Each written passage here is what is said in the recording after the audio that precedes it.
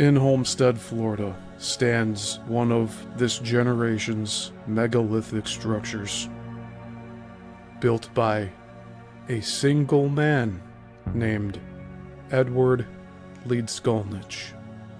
First in Florida City, he relocated the entire castle to Homestead, Florida, where he completed the work. Frequently compared to the pyramids at Giza, the heads of Easter Island, and Stonehenge, we look at Coral Castle. One giant question remains. How did he build this? The only first-hand accounts that we have of other people watching Ed work is only at night, where he has been said to sing to the stones that now make up what he called Rock Gate. Many of these single pieces of rock weigh over 1,000 tons, and the question remains, how did he do this? We explore this question among many other questions about the nature of our reality, hidden technology, mathematics, and the world energy grid. Come along with me on this journey as we look into just how Ed Leedskalnin created Coral Castle.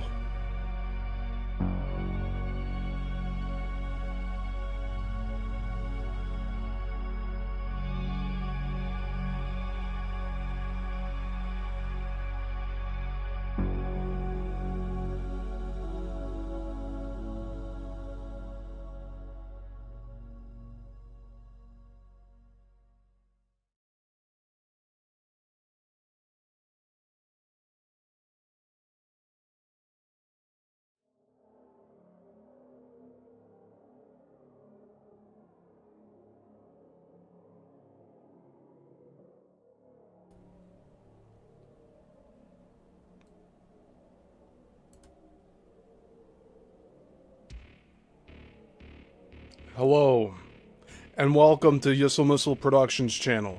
My name is Steven Yissel, and today we're continuing our deep dive series into Coral Castle.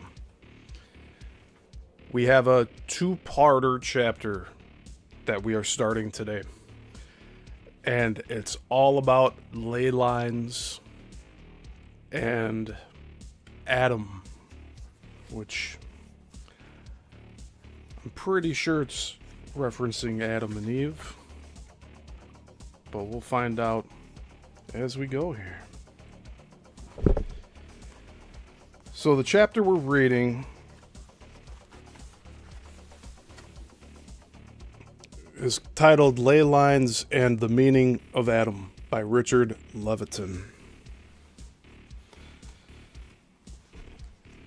So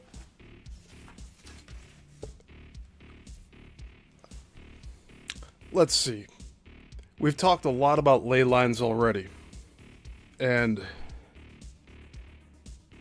we have a basic understanding of how ley lines match up with this, and we are all focused on this area. Right now, this channel is covering that whole area that I just pointed at to. It's a lot, but we're getting through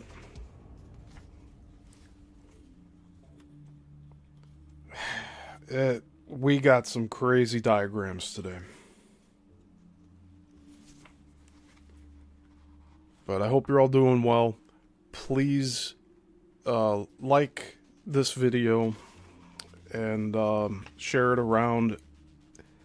I know missing time, you do that, and I appreciate that. And above all, just, I guess, like, this chapter is going to be really detail heavy. So if you need to take time to look at this again, or watch it again, listen to it again, by all means do so.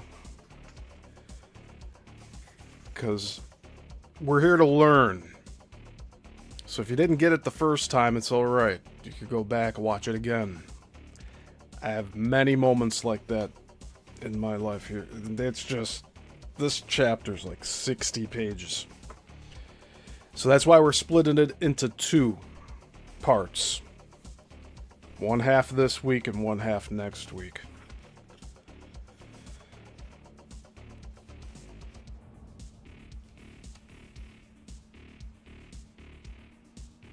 Alright, we'll go up to 165 today. And if you are reading along at home with me, we are starting on page 141. That page isn't numbered, but the next page is 142.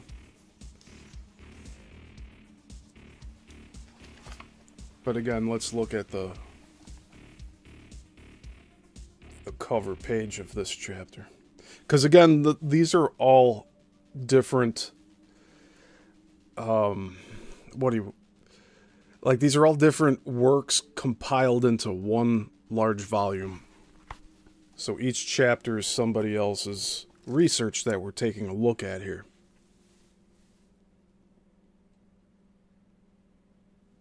I assume that's the Milky Way. And here we have as above, so below.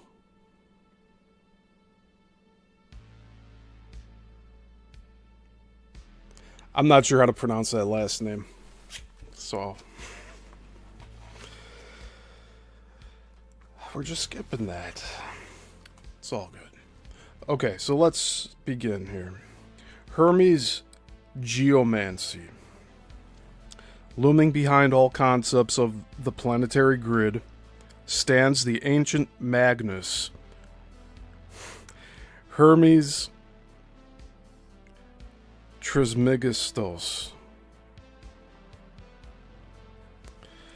I said I wasn't going to pronounce it right, so just bear with me here.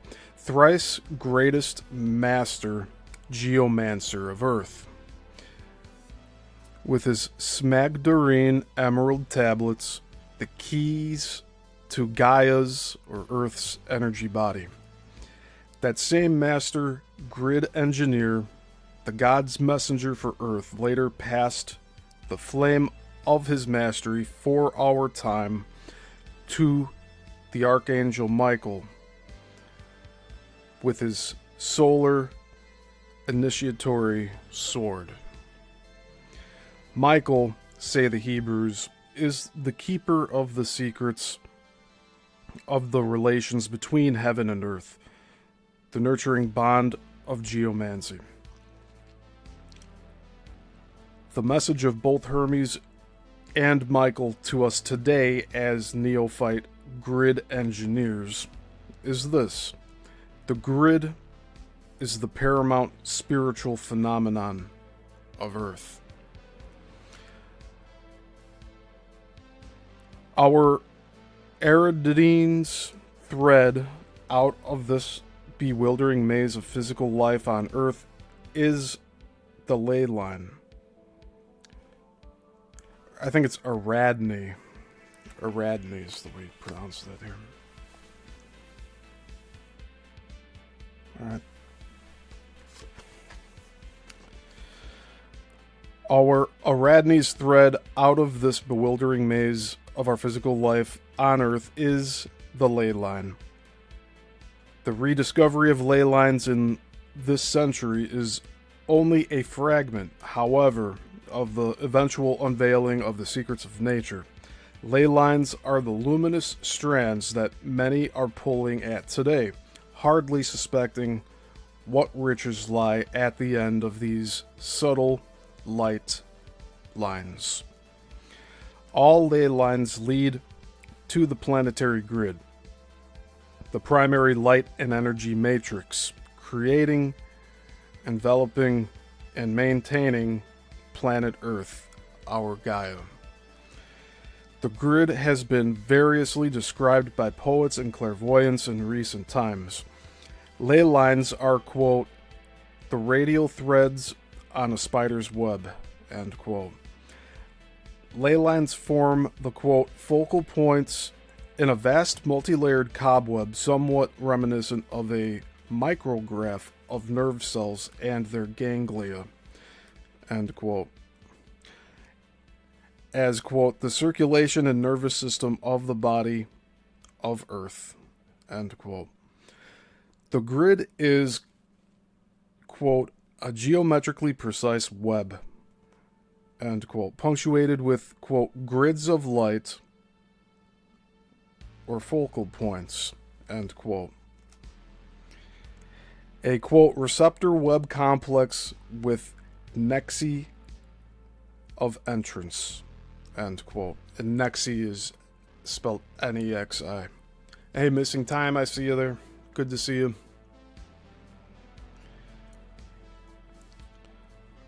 The British novelist Doris Lessing writes intimately of the grid as, quote, the enclosing web of subtle light that touched the Earth's globe. All over the globe ran these pulses or lines, end quote, which make, quote, a colored spinning membrane, end quote, and, quote, a giant web of patterning oscillations and quiverings, end quote. A personal acquaintance of mine in England summed it up lucidly. Quote, I saw the earth as a fishnet web of light lines. My body was the same, and there were lines of light radiating from the intersections of the planet's surface to link with the web network surrounding other planets. End quote. The hermetic keys to the planetary grid are inscribed on Messenger's mythical emerald tablets, which summarize the 7 hermetic principles underlying all manifestation. These are the keys to Hermes' geomancy. The principle of mentalism, and in parentheses, the universe is mental, and all is infinite mind, which is the fundamental reality and the womb of all universes, end parentheses. The principle of correspondence, and in parentheses, whatever is below is like unto that which is above, and whatever is above is like that which is below, to accomplish the miracles of the One. End parentheses. And the One is capitalized.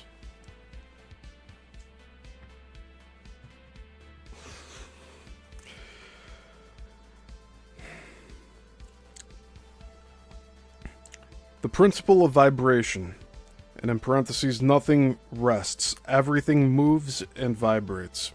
End parentheses. The principle of polarity, in parentheses, everything is dual, has poles, and pairs of opposites. End parentheses. The principle of rhythm, parentheses, everything has its tides, its rise and fall, its equal pendulum swings to the right and left, its peaks and troughs. End parentheses. The principle of causation, in parentheses, every effect has its cause, every cause has its effect, all proceeding by law, never by chance. End parentheses. And finally, the principle of gender, in parentheses, everything has its, quote, masculine, end quote, feminine, end quote, aspects, end parentheses. Experimental knowledge of Hermes' principles through meditative interfacing with the Earth grid leads us into the secrets of geomancy. The grid is not something out there, away from us, safely, abstractly separate from our daily lives. Our molecular bodies and human consciousness as we walk on Earth live within the grid. The grid is like a unified tuning fork with vibrating with our light/life/electromagnetic spectrum for Earth as we receive it daily from our specific star evolution paradigm, the Sun, the astrophysical center of our local solar system grid. Our King Sun is an evolving star, and our lives as humans on Earth are breathed within the grid meditated perimeters of, quote, his, end quote, body, our familiar solar system. The grid is the forgotten nexus between humankind as embodied earth-walking consciousness and the starry heavens. The grid is the spiritual link for the blending of cosmic and terrestrial energies in the consciousness experiment known as humanity. It is the pervasive means for the harmonious fusion of the energies of the solar system in human consciousness. The grid actually predates physical Earth and is more like Mother Gaia's exterior skeletal energy structure. Her prototypal design and predetermined matrix of energy and light from which her physical body was manifested. So you know what that's saying? The grid popped up before anything else. And I just realized I did not have the slideshow going there, so it's there now. Our relations as embodied humans with the star evolution we call the Sun is meditated through the grid enveloping Earth. The key word here is homologous. The human body is conical, rectangular, while the Earth's body is spherical. Yet Hermes speaks truthfully when he says, as above, so below. What exists in heaven is embodied on Earth and in the human, but in specific manners appropriate to the morphology. This is the meaning of, quote, equal logos, end quote, and in parentheses, homo-logos, end parentheses, i.e., the same word. Just as the human has an intricate subway system of acupuncture meridians carrying chi, the life force, so has the Earth a myriad web-like matrix of ley lines and focal points.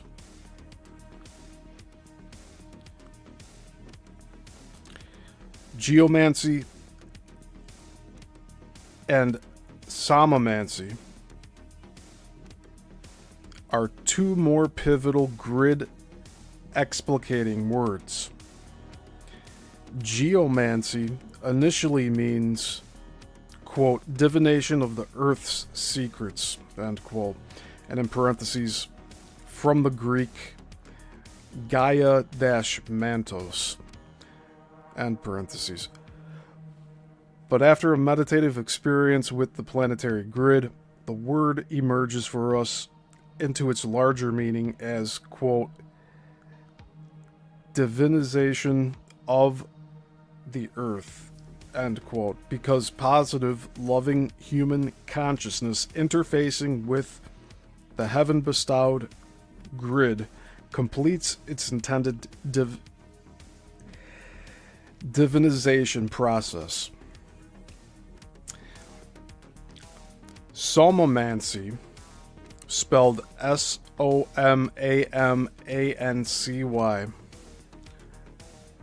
in parentheses Greek, meaning body-mantos, or that's the Greek word, end parentheses, is the equivalent word operating in the human dimension.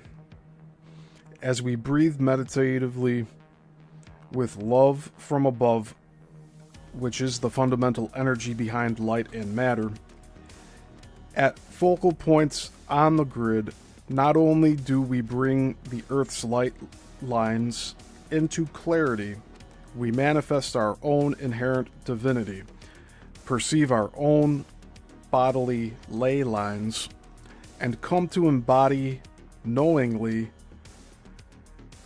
somamantically, this inseverable nexus between the earth, cosmos, and human.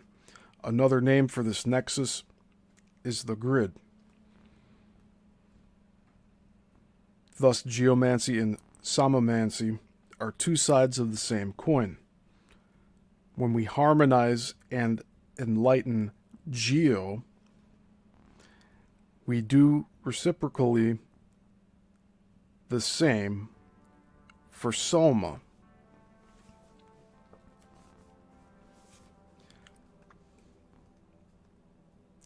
Eastern esoteric yoga informs us that the human has not only the apparent physical body, but a series of overlapping, multi-dimensional bodies, which form a kind of Jacob's ladder away from the familiar body of bones and flesh into the body of light. These bodies are variously described according to different various traditions,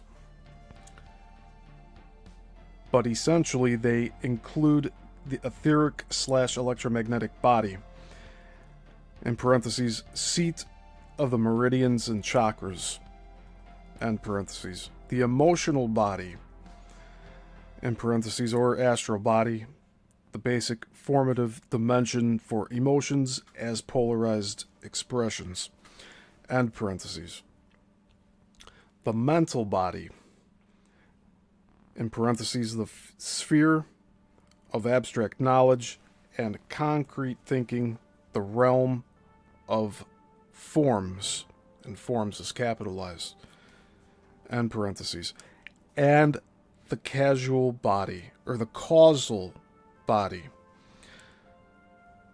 I misread that. In parentheses, seed of the soul, the timeless spiritualized agent behind sequential human incarnations, end parentheses. So this is getting into very esoteric topics here that we don't touch upon too often.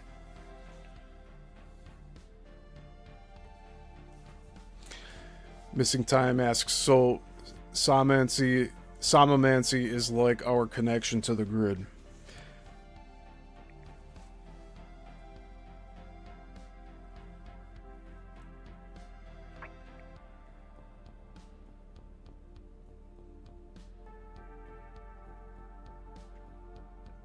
I'm trying to put this together in my head right now as well. That's why I'm pausing here. I don't talk about this stuff too often. This chapter alone has a very different sentence structure from the others.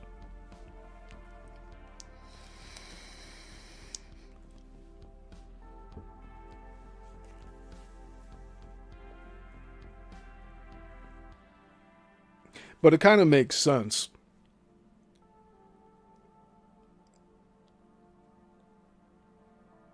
I'm trying to think of how to explain this.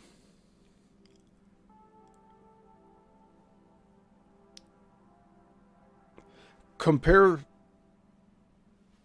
our light being, our soul, our eternal life to these ley lines and that the ley lines were there just like our spirit's always been there. And we entered this world, and then our bodies are formed by our light signature. And so that's why you have just the ley lines that exist at first without any physical earth, and then physical earth manifests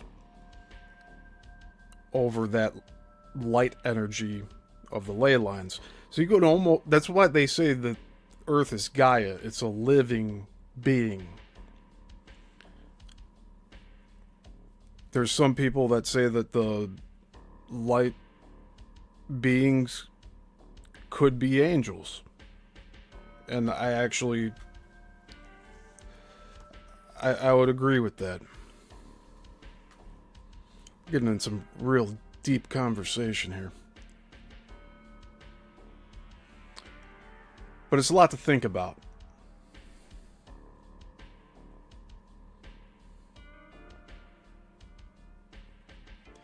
Basically, well, you know what? I already explained, I think, pretty thoroughly. But our physical bodies are the representation of our light energy. Plain and simple.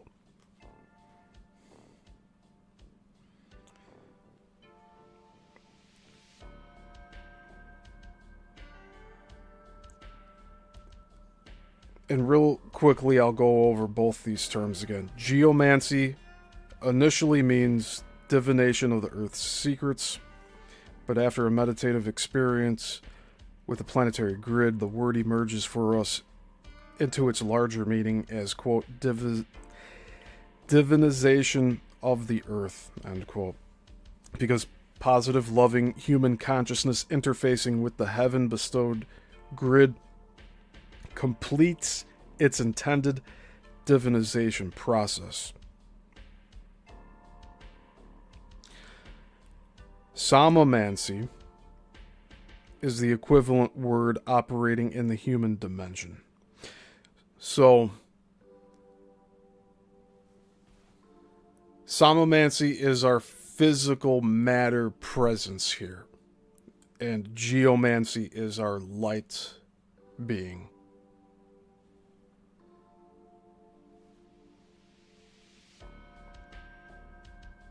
So yes, I guess simply to answer your question, yes, missing time. It is our connect. It is the way that we are connected here. Otherwise, we wouldn't be able to operate in this realm at all. We have some sort of an idea of what light beings and spirits would be without bodies, but there's just so many one-off instances of just phenomenons. I guess that's all I could really describe it as. Because then you get into all of these... You get into the paranormal, where we start talking about angels and demons and a lot of other things. But ultimately, everything is made of light. And our physical presence is the outward manifestation of our light. So, I guess another question would be, why does it operate the way it does?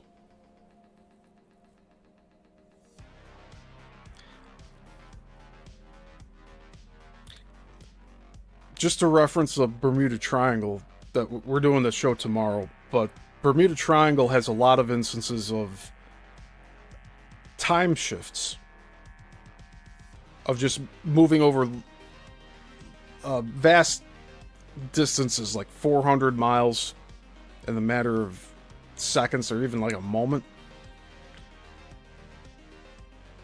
But this physical realm is also made up through time. And time is just our way of explaining moment to moment. It can get very confusing talking about all this. So I'm just going to continue reading on. I think I got a lot of my initial thoughts out, though.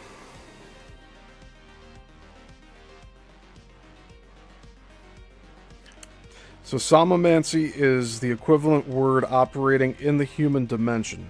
As we breathe meditatively with love from above, which is the fundamental energy behind light and matter, the focal points on the grid, not only do we bring the Earth's light lines into clarity, we manifest our own inherent divinity, perceive our own bodily ley lines, and come to embody knowingly, somamantically, this inseverable nexus between the Earth, cosmos, and human. Another name for this nexus is the grid. Thus, geomancy and somomancy are two sides of the same coin. When we harmonize and enlighten geo, we do reciprocally the same for soma.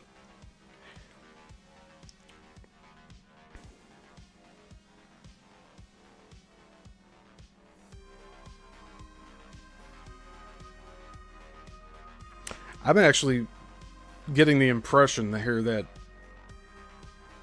if we're talking about the dualities and Hermes saying as above, so below, is our light being the above and is our physical body the below? That's what it's appearing like here. Eastern esoteric yoga informs us that the human has not only the apparent physical body, but a series of overlapping multidimensional bodies which form a kind of Jacob's ladder away from the familiar body of bones and flesh into the body of light.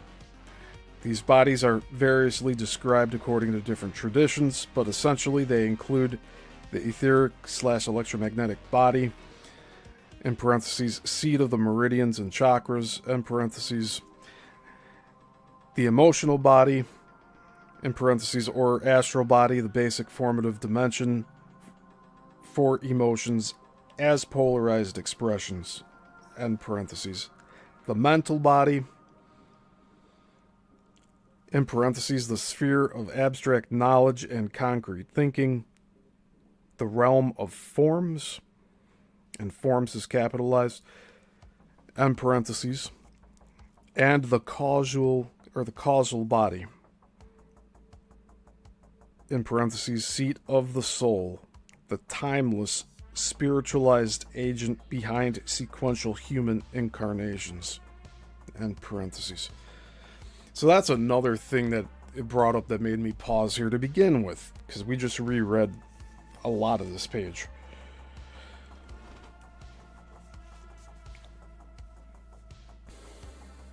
I guess that would make sense if our light being, which we commonly refer to as the soul, if that's eternal,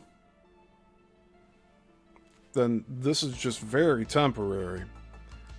And it's not very far-fetched to say that we do return here time and time again. I'm just trying to rationally think about this. It's kind of caught me off guard here today. I didn't think I'd be talking about reincarnation of all things. But we'll talk about it.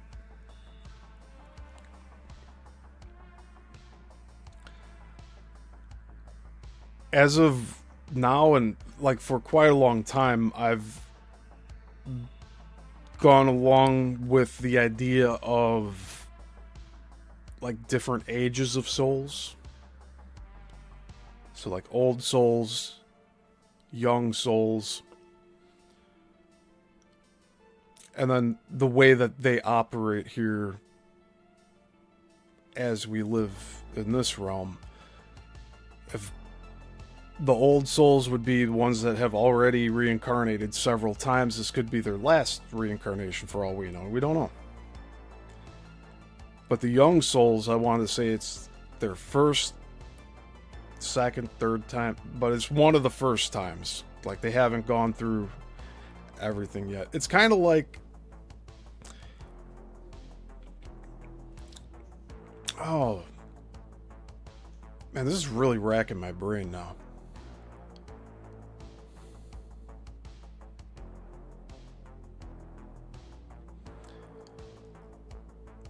Like, to be an old soul here, it would be similar to like having,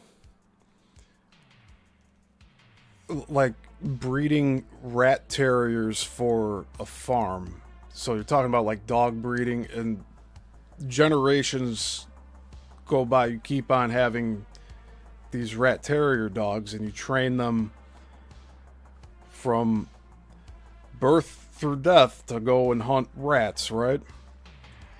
That next generation is going to already have that knowledge to go. It's the instinctual knowledge.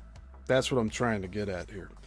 So old souls would have an instinctual knowledge of being here already, but this does still feel to that soul or light being that it's their first time through. But they have this intuition, this instinct of doing other things that they didn't learn here in this lifetime, but they've possibly learned in the past. I think I explained that pretty well.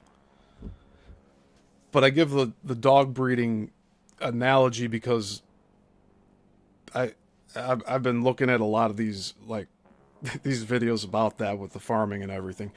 And the rat terrier dogs, these farmers breed them just to get rid of rats and pest problems. And they're trained like that every single day. So then that dog has a litter, and then from that litter are more dogs. And so you go like 3 generations in. That third generation of hunting dogs for catching rats and everything, that instinct is just ingrained in their DNA in a way.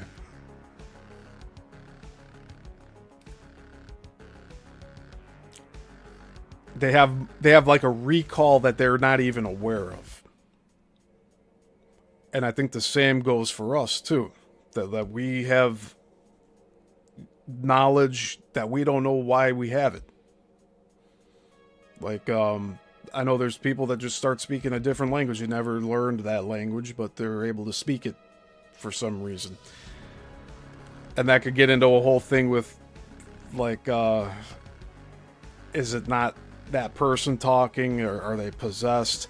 I don't like getting into that too often, but for this topic that we're covering today, it's more along the lines of intuition and just having that prior knowledge that you wouldn't have just being here once. It's like going to watch a movie a second or third time at a movie theater. You know the movie, but you're going in to look at the finer details. All right, let's continue reading here because we have to get through as much as possible. We're doing okay so far. We're doing okay because I don't want to speed this up and like we miss some like major concepts here. I want to make sure that we're understanding, that we're all on the same page as much as we can be, because we're all learning at different rates and we're at different chapters in our lives, so we're absorbing this information differently. But I think we came to a pretty good understanding here as far as I'm concerned. But let me know if you have any other thoughts too, and yeah, we can keep the conversation going. But let's continue reading here. These 5 bodies form an interpenetrating consciousness grid like a series of Chinese boxes. So, okay, I'm just going to read this without the parentheses. I'm going to go up a paragraph so that we understand what these 5 bodies are again. The etheric / electromagnetic body, the emotional body, the mental body, and the casual body. Is that 5?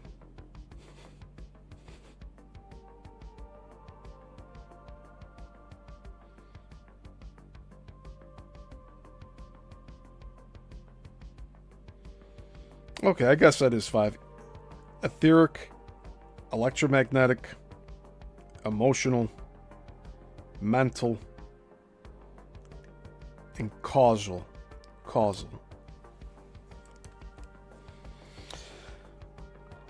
These 5 bodies form an interpenetrating consciousness grid, like a series of Chinese boxes or like the layers of an onion, with always another inside.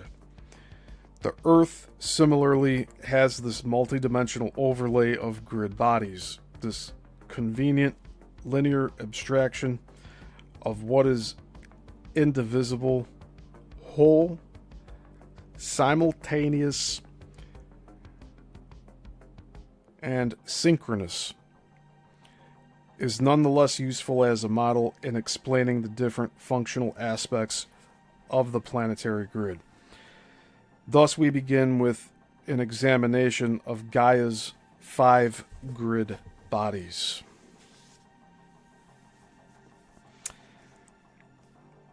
And we have a diagram here, diagram 1, human acupuncture chart showing meridians and points. And this is from the publication Acupuncture by author Mark Duke, Mark Duke, MarcDuke,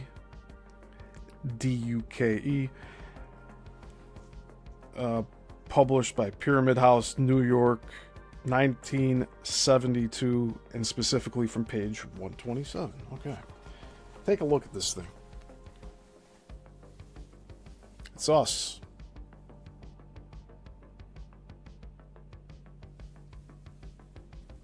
Let me get more light on that.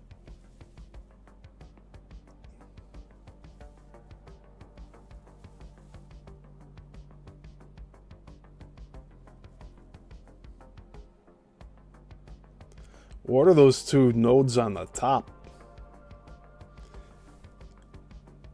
You can see the face in there. But what's that on top? That's wild.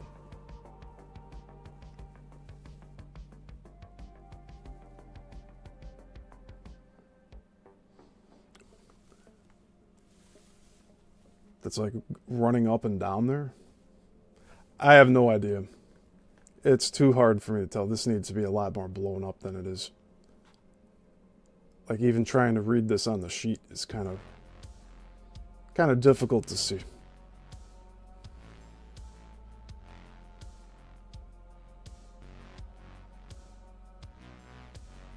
Okay.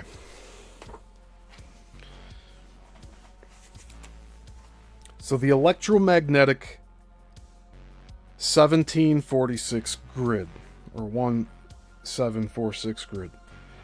This grid, the first dimensional expression away from the physical Earth, is the foundation of the material Earth and what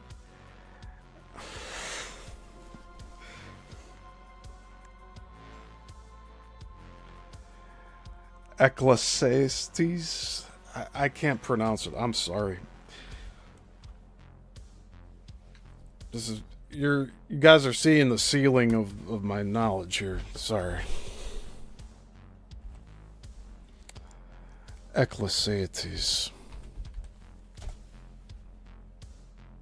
Some of these words I haven't said in years.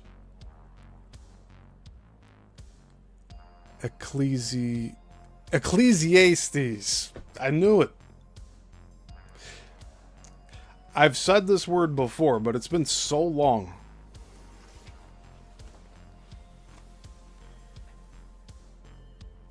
I gotta say it twice, though. All right.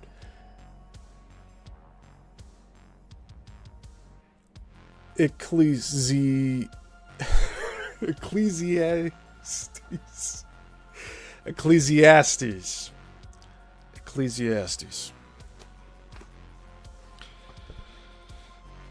All right, let's start over here. The electromagnetic 1746 grid. This grid, the first dimensional expression away from the physical Earth, is the foundation of the material Earth, and what Ecclesiastes... it's really tough. Sorry. I apologize to all you out there. Ecclesiastes.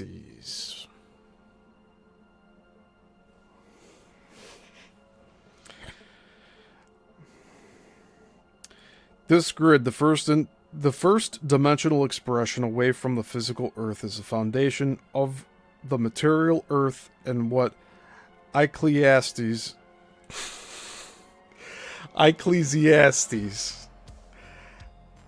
called, quote, the golden bowl, end quote. It is an etheric energy duplicate, though more subtle, of the physical, whether human or planetary, and it is here that most contemporary geomancers, dowsers, and lay hunters are conducting their investigations.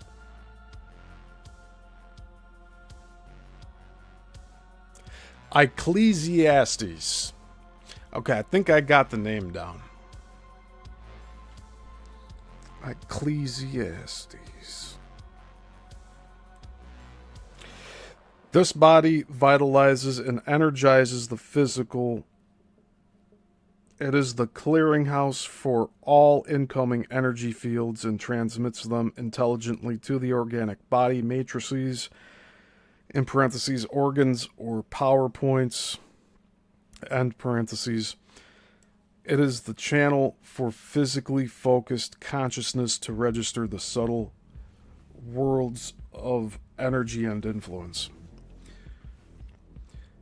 Through the electromagnetic body course the acupuncture meridians, the yin, in parentheses, negative, feminine, end parentheses, and yang, in parentheses, positive or masculine, end parentheses, polarized channels for the, quote, two breaths of chi, end quote, the pervasive life energy, as cataloged by the ancient Chinese. Okay, so I was saying before this human acupuncture diagram we looked at was Japanese, so it might be Chinese, actually.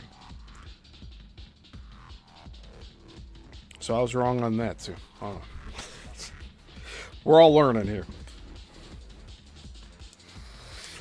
And plus, the diagram's so small, I can't even read anything. I just saw some hash marks on it. Alright, these meridians traverse the physical earth and human body in an intricate, though rationally precise matrix, visually resembling something like the New York City subway system at its most obtuse. And that was diagram 1. What we were just looking at.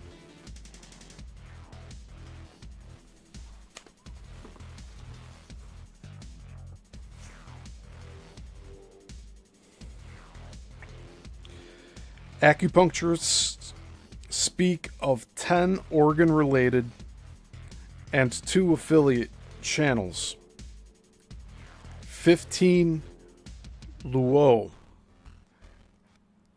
and the luo, that word is spelled L-U-O.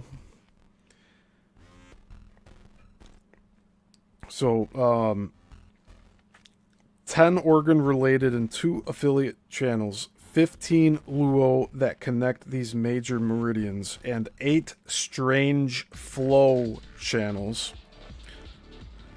the 12 muscle meridians, such that as many as 59, quote, rivers of chi, end quote, are documented in advanced Chinese medical texts, with a minimum of 365 treatment points or subway stops, but with up to 1,000 points potentially available and sometimes used. If you all are still here, like, reading along here with me, listening to me, you guys are awesome. I think this is gonna lose a lot of people, me just going over all of this stuff. But you're here. That's what matters here. And I'm speaking overall too, but Missing Time is here in the chat for tonight. Oh, Missing Time says it's the antenna on the top of the head here. That's what it looked like to me on this diagram, the antenna.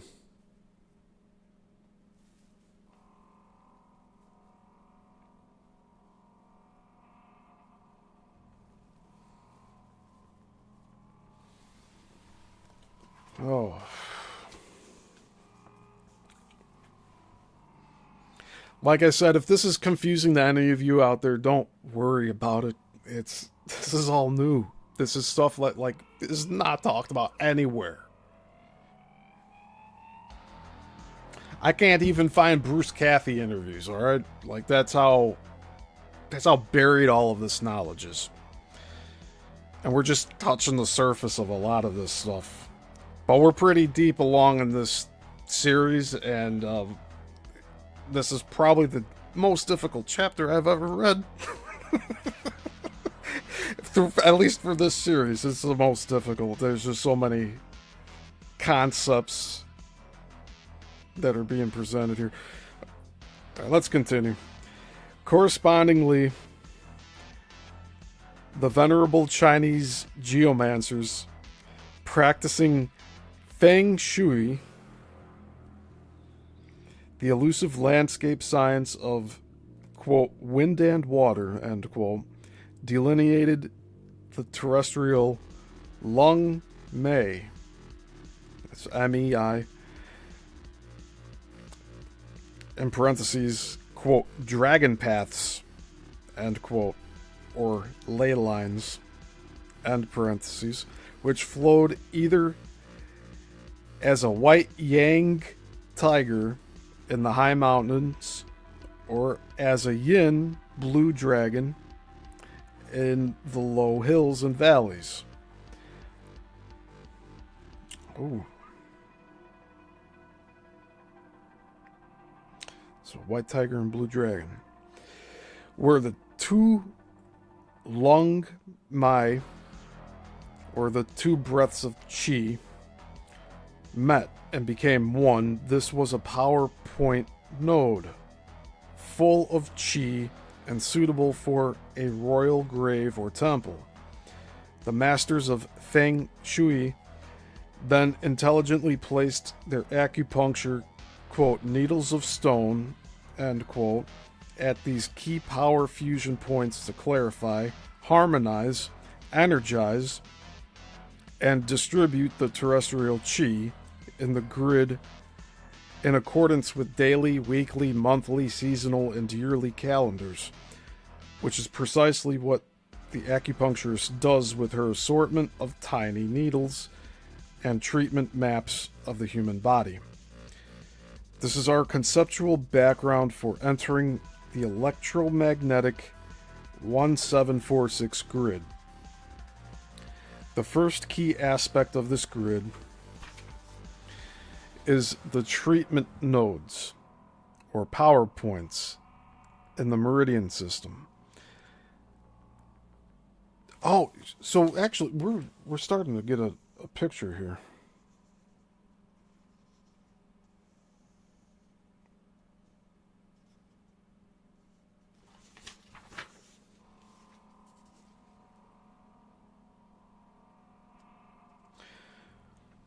These have been variously described by, quote, Earth Mysteries, end quote, writers as energy cells,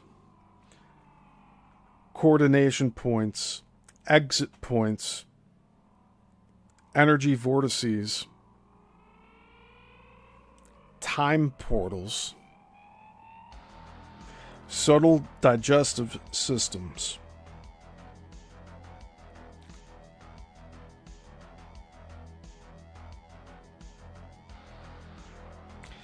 A more accurate, like that sentence just ends. I should say, and subtle digestive systems. This is a first edition, by the way. There's also a lot of other spelling errors or punctuation's not there, and that happens in a lot of first edition books. It just happens. There's human error abound. Right? We're not perfect.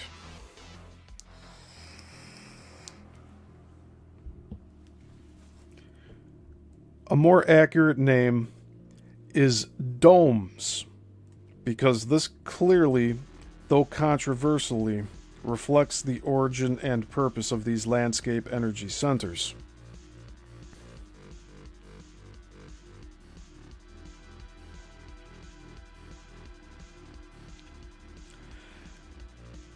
There is on the Earth state proponents of the dome theory, a system of dome centers or etheric energy canopies, occupying the space over sacred enclosures.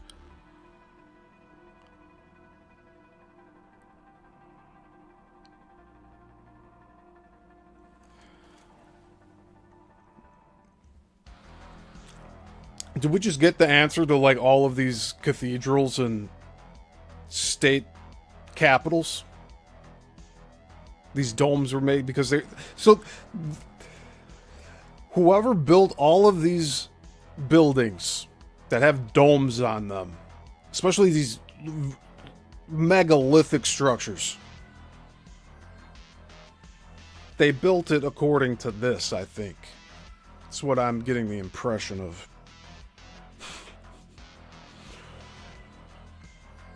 Alright. I'm going to reread that sentence, sir.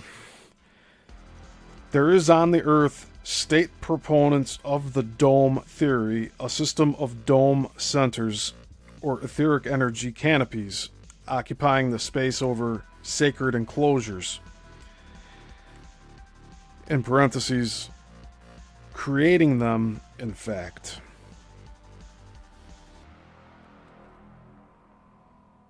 End parentheses. From which extend numerous short-distance, straight-running, and spiraling dome lines of light radiating out over the landscape. The dome lines link the dome centers with each other in a subtle communications grid. The subtle landscape is characterized as an intricate pattern of spirals, straight lines, and pulsating circles of light, like a couple of thousand blinking thimbles of multi-hued light dotting the earth in a geometric web of ribbony filaments flowing outwards in all directions. The domes made the etheric structure of Earth what it is by imposing a conscious matrix upon the planet to make Earth a place for possible human conscious evolution.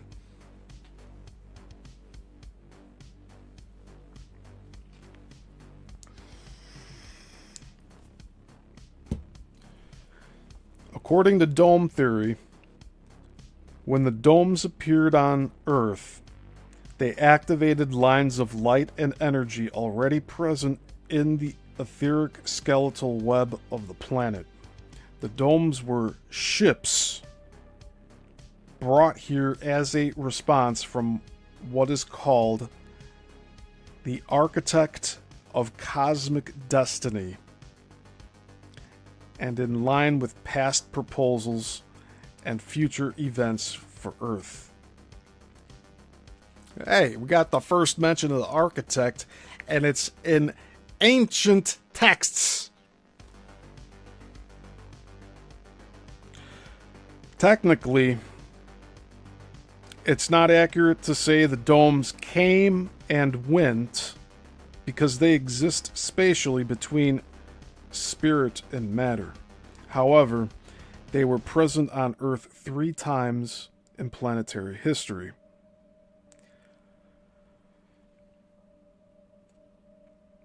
It is also not accurate to construe the domes as mechanical material vehicles according to our customary understanding. Okay, so this is more like... Oh, wow. I can't think of the YouTube channel I'm trying to reference here, but there's a YouTube channel out there that talks about all the light frequencies of Earth and everything. What they're really focused on with that particular channel is the fact that rainbows are actually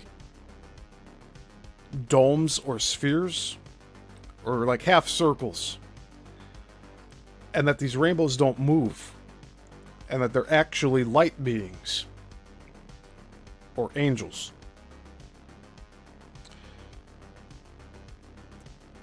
And if we go back to what we were talking about, the ley lines were here before the earth, and that our spirit was here before our body. I hope some of this is making sense.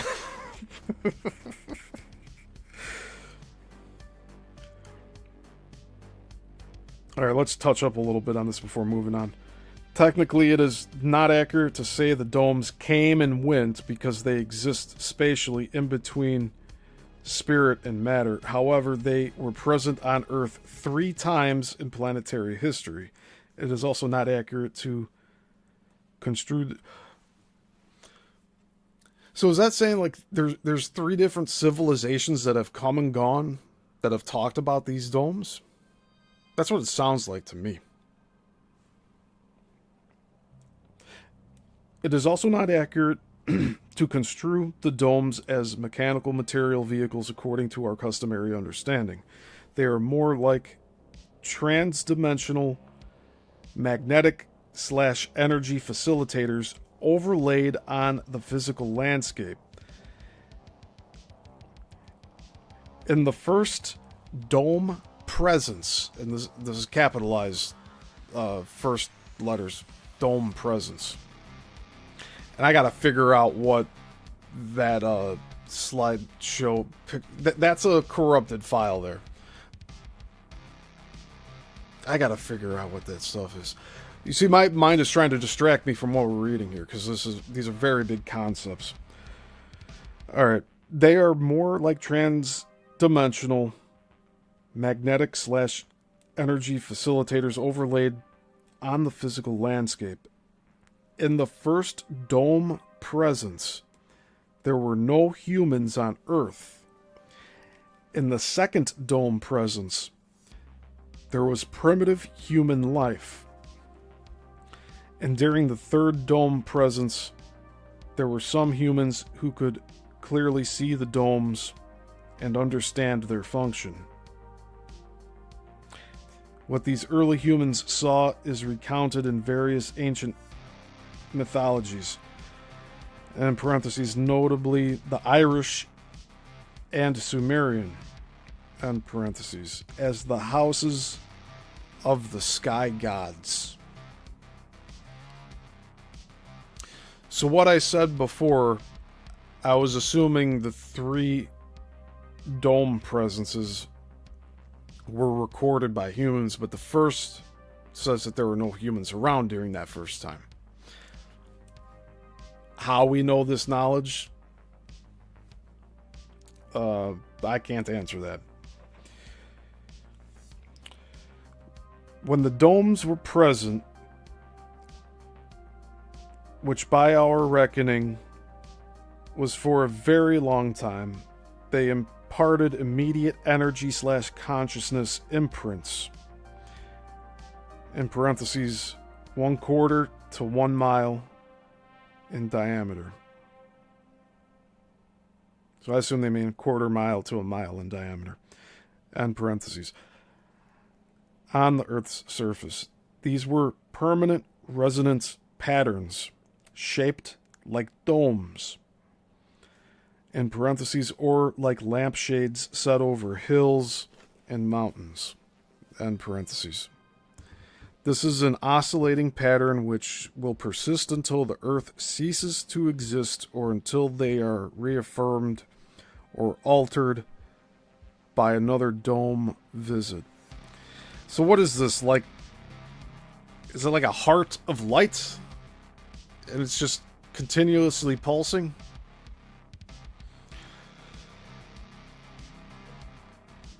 Okay, let's continue on.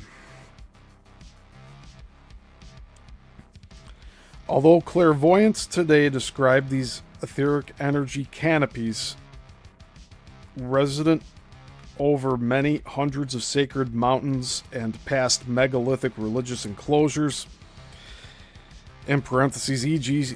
Stonehenge, Machu Picchu, Palenque. Palenque is spelled Palenque, Mount Shasta, and among many examples, end parentheses. There are actually etheric energy memories of the once quasi-materially present domes. Though the domes have, quote, left, end quote, their powerful electromagnetic energy impressions remain in place, like the persistent retinal image of a light bulb held in front of our eyes in a dark room.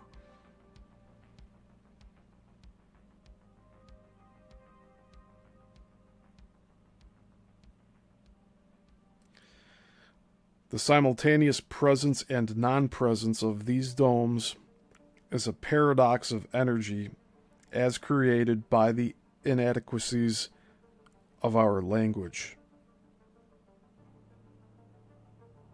They're basically saying they just can't put these concepts into words that make 100% sense to everyone. But we're making some sense of this. I mean, I have a concept in my head of what some of this stuff is. And I think I've articulated it as best as I can.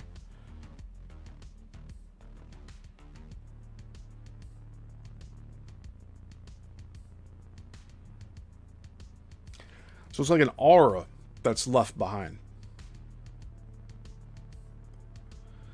So then another thing to think about with this concept is, if these domes are pulsating like that, the length of time it takes for it to pulsate comes into question. Like, is it thousands of years? Is it there for a few hundred years and then let's say 500 years, it's been pulsed into physical existence and then goes back into wherever. I don't know. I'm trying to understand this as best as I can along with you guys. The simultaneous presence and non-presence of these domes is a paradox of energy as created by the inadequacies of our language.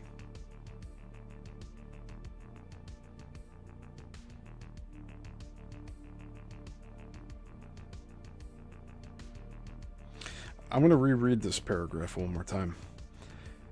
This is an oscillating pattern which will persist until the Earth ceases to exist or until they are reaffirmed or altered by another dome visit. Although clairvoyants today describe these etheric energy canopies resident over many hundreds of sacred mountains and past megalithic religious enclosures, these are actually etheric energy memories of the once quasi-materially present domes. So yeah, it is phasing in and out. Though the domes have, quote, left, unquote, their powerful electromagnetic energy impressions remain in place. Like the persistent retinal image of a bulb held in front of our eyes in a dark room.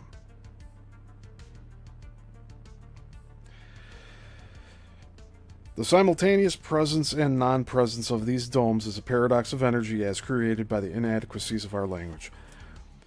Morphologically, however, the domes were of varying sizes, capacities, and functions. So this is where it gets deep. Arranged around the planet in a predetermined, numerically fixed matrix according to star formations above.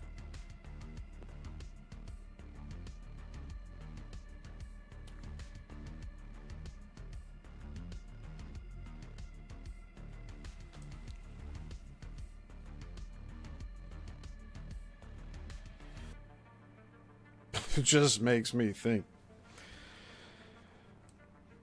I don't know what I'm thinking of, but I'm thinking.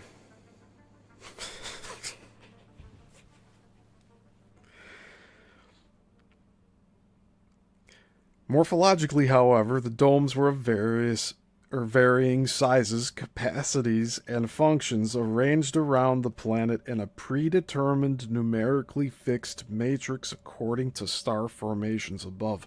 So does that mean that it's not just like the pyramids in Egypt are lined up with Orion's belt, but that might actually be something else entirely? Like, did they see these domes and then build the pyramid? Like, who built the pyramids, first of all? We don't know. But are these structures sitting on these places where these dome energies were phasing in and out? That's kind of what it makes it sound like.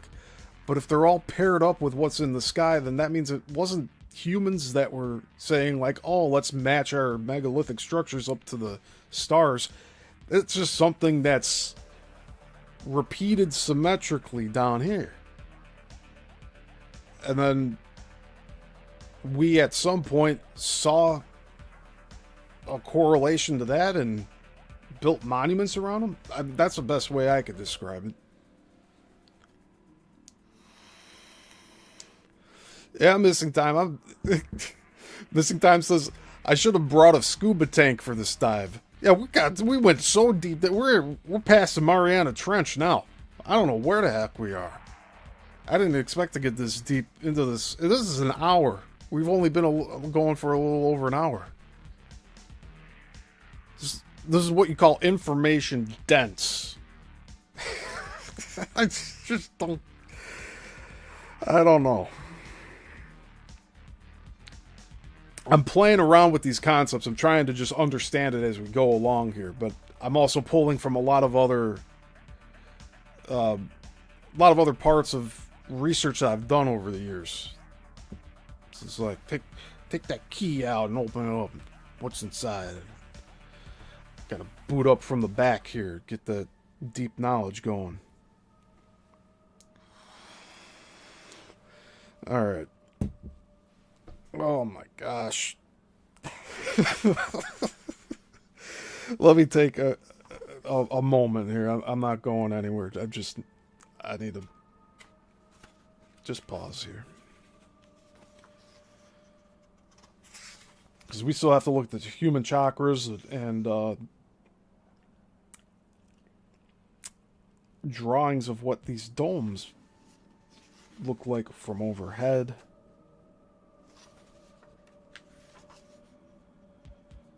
Whew.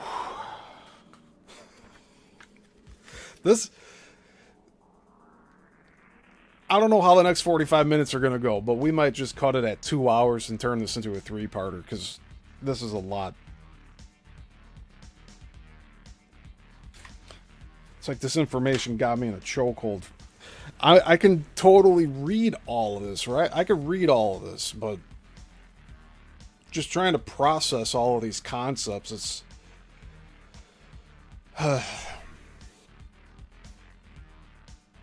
We'll do it. We'll get through this. We'll just carry on here.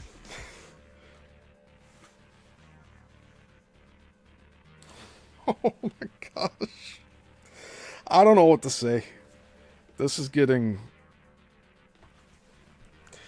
Because my mind's going all over the place. This is talking about a lot of different concepts that I've learned from different portions of things.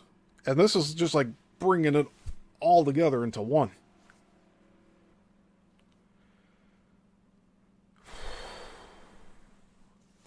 Okay. We'll restart this paragraph. We'll go.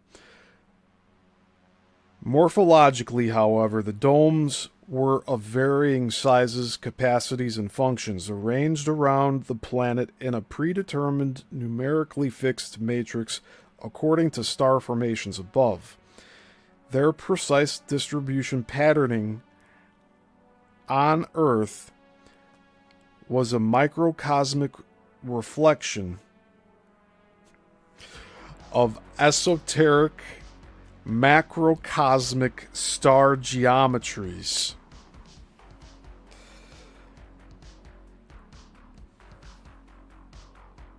And remember the quote at the beginning of this chapter, as above, so below. So we're taking that concept very literally here.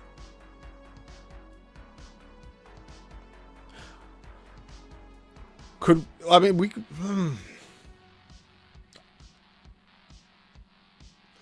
The light energy of the stars are manifesting here on Earth, and that's what we're seeing with these domes, is that duality.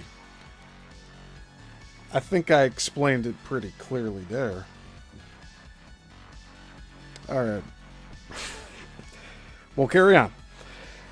Their precise distribution patterning on the Earth was a microcosmic reflection of esoteric macrocosmic star geometries. That's the only thing I could think of how to explain that sentence.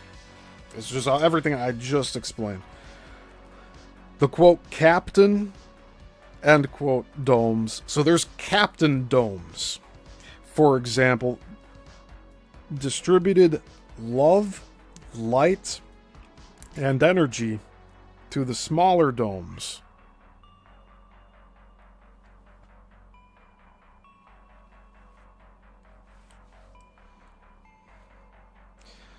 The overriding intention of the domes was to bring Earth to biological, sentient life.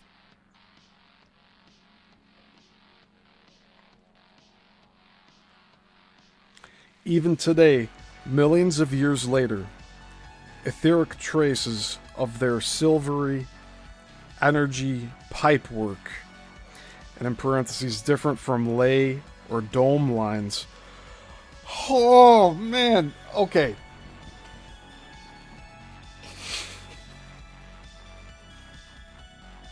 I don't know what to say. We have to take moments to just pause and absorb this information. At least I have to do that. I have to take notes. I have notes from every chapter, but this one takes the cake for the book. I don't know if we're going to have another chapter like this, unless it just gets like this the further we get into the book. Which is very likely.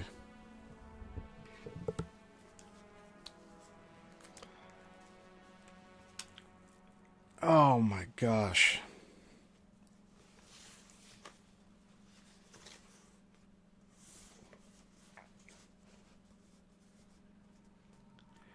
Even today, millions of years later, etheric traces of their silvery energy pipework,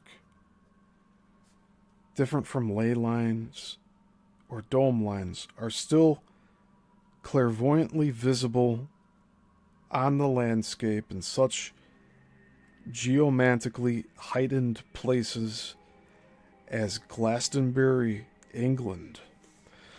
We're going to check that out right now. I'm not going to keep us waiting here. All right. We're getting into mini presentation time. as we're going to look at this Glastonbury. Because, you know, I do a much better job of, like, absorbing information if I see it visually, you know? So let's try to do this. Okay.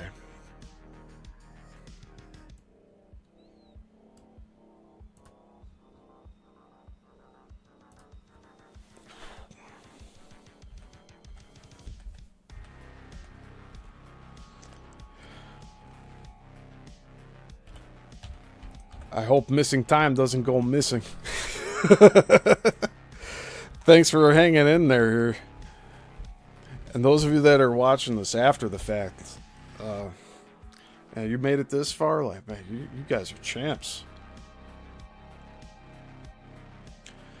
Okay, so Glastonbury is a historic town and civil parish in Somerset, England, situated on the slopes of Glastonbury Tor, a prominent hill rising 158 meters or 518 feet above sea level.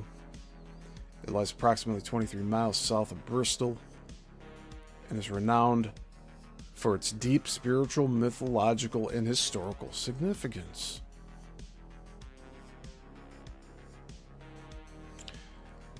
Okay, I need to share the window here so you see what I'm looking at.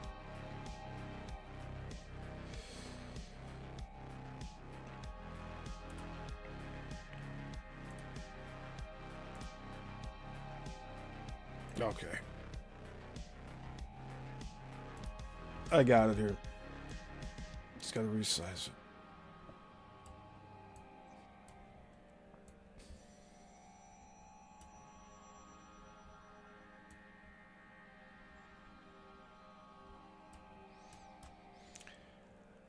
I'm gonna have to make myself real tiny on the screen here.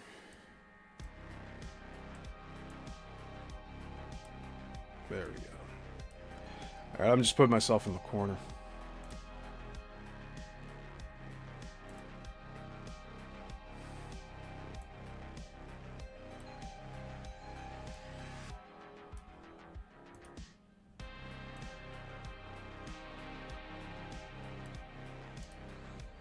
Okay. Still don't know what I'm looking at here. Let's take a look at some of these photos.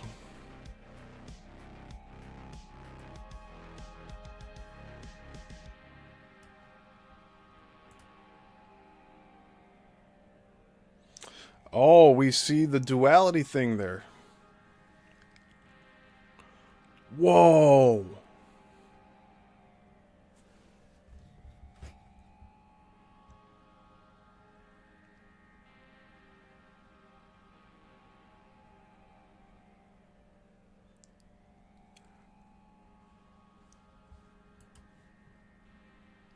Okay, you're seeing my cursor here now? These two circles. And then it's connected down the middle. I want to say either somewhere in this middle portion or straight up on the top here is where what we see is like, I want to say this bottom circle is Earth, and this upper circle is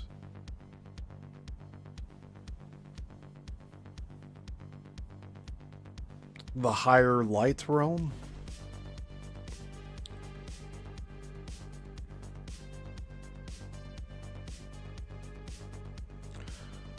Or Earth is in the middle here.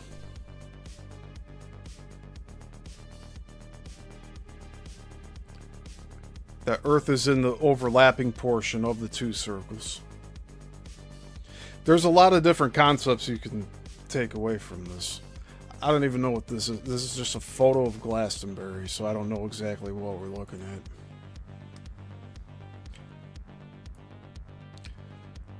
And this is an unplanned portion of the deep dive.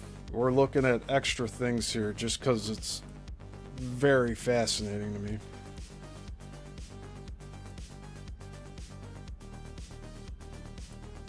Oh, so it looks like they do like retreats. I was going to say festivals, but it looks like retreats.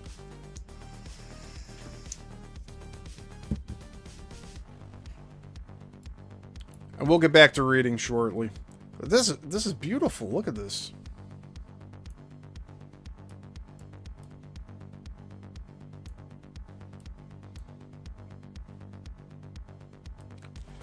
I'm just going to fill the whole screen up with these photos. Just trying to size it right.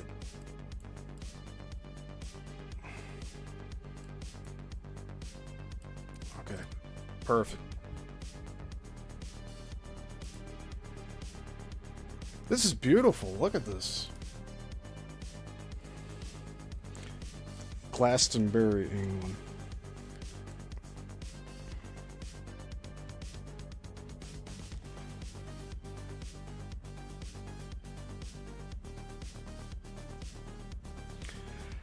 Oh. Okay, so silvery energy pipe work. That's different from ley lines, which is different from dome lines.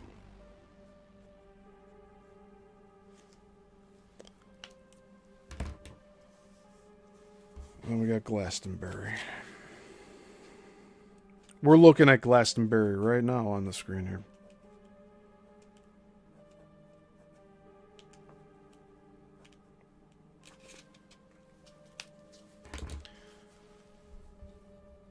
All right, a few more photos and then we will get back to reading.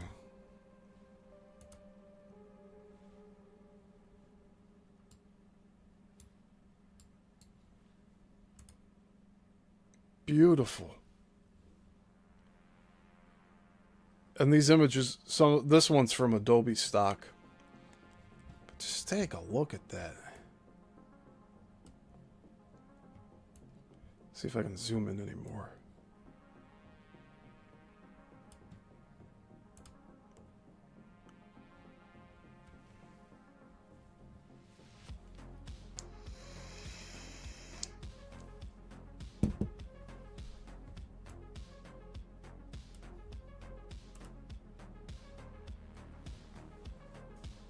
You know what? I'm just going to keep this up while we read.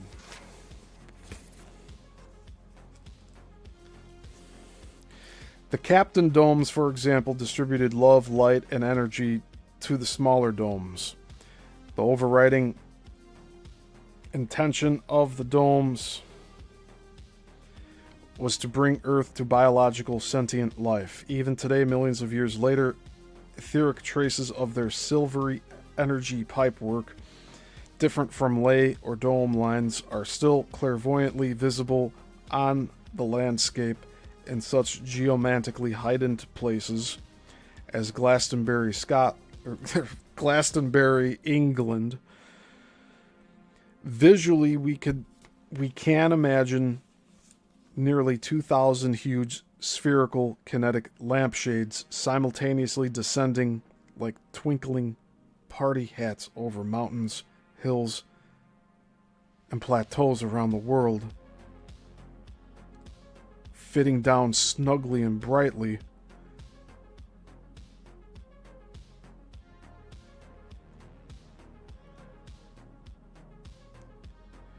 These aren't planets or stars out there. Did you hear what I just read?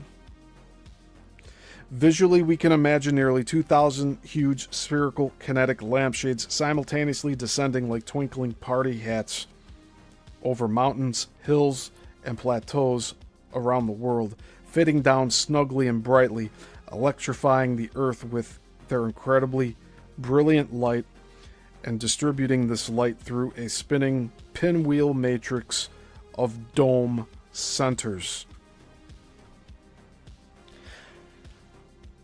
this is difficult for me to even conceptually imagine in my head. Something's telling me those lights that we see in the sky come down to the earth and touch it and charge it and comes back up. Hey, John. Good to see you here.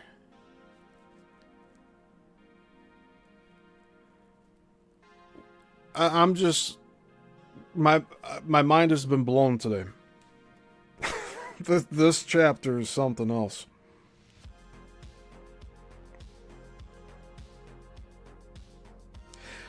Right now, my understanding of what we're reading is that what we say are the stars on these grids. It's not even the grid. It's different.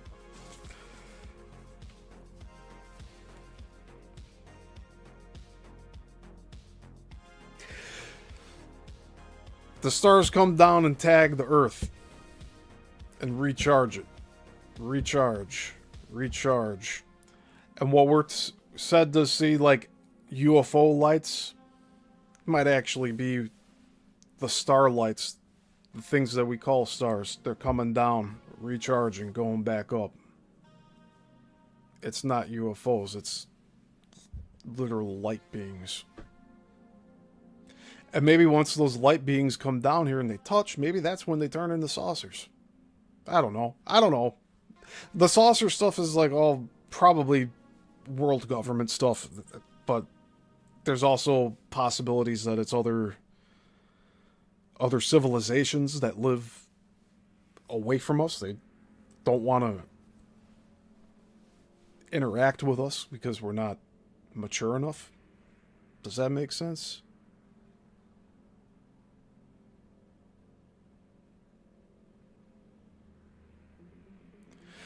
This makes me think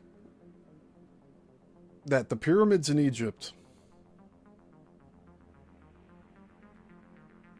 at some point there was witness to these lights that are making up Orion's belt, came down, touched the ground, witnessed by humans, went back up,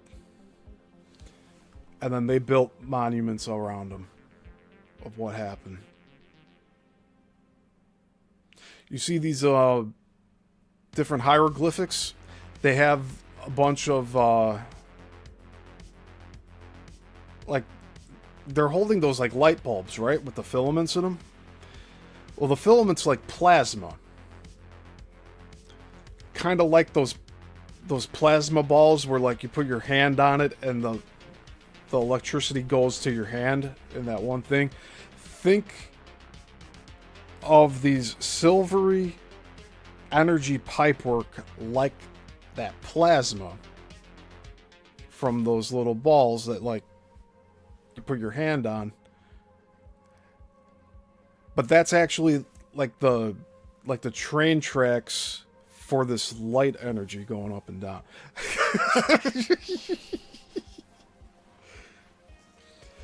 Oh, John says, I always thought the pyramids are docks.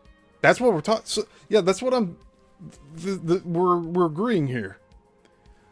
This image that I'm showing here from Glastonbury, England. I don't know why I want to say Scotland. So is this like a dock too? Like a dock for the light? Goes up and down. Because we're not talking... Today on this show, we are not talking about stars that are planets in the sky. We're talking conceptually here, based off of the material, that the lights that we see in the sky that we call stars actually are not planetary objects. They are light beings that come down. And just maybe... places like this are where they come through. So see how there's like little windows and doors here? I wonder if the light just comes straight down And it illuminates this whole thing. And this probably looks very, like, it's very godly. And that they built this thing around it after the fact. So, like, it probably visited several times, and then they're like, hey, let's, like, build it like a landing dock or something so it could stay. And then it comes down, and it keeps coming down, and it visits them from time to time, maybe once a year or once every 10 years. It makes sense to me. Just have to have an open mind about this stuff. That we know absolutely nothing compared to what our ancestors knew.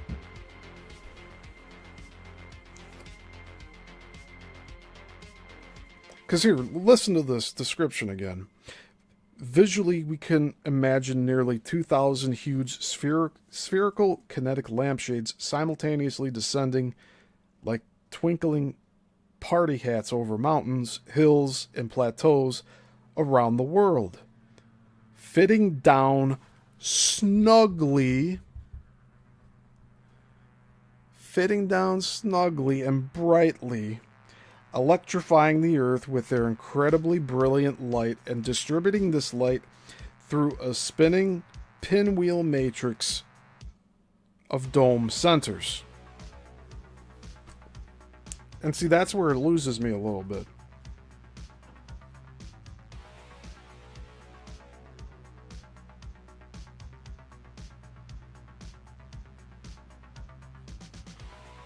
Spinning pinwheel.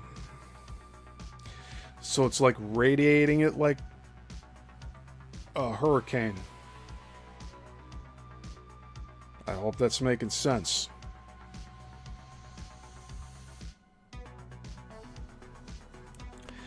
The domes were the originating homes of ley lines.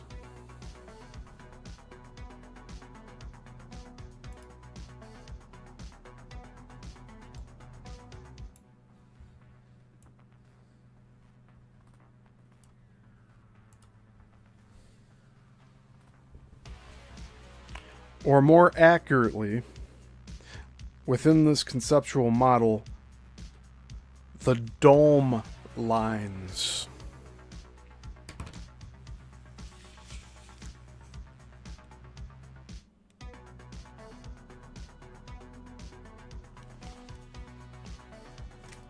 So dome lines came first. And then second came the ley lines, right? That's what it's saying.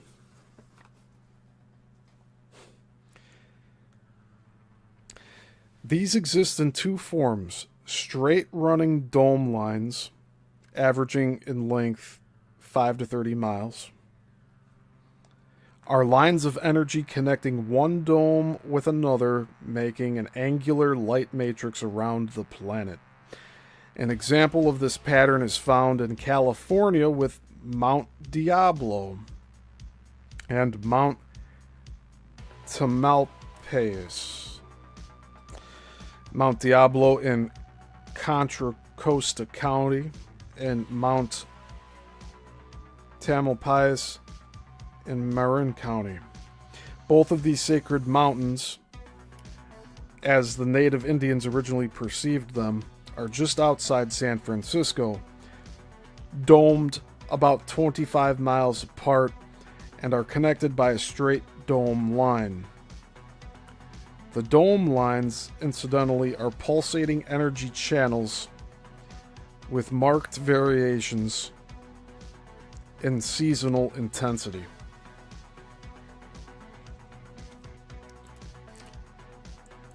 All right, we're gonna look at these spots too. Just give me a moment here.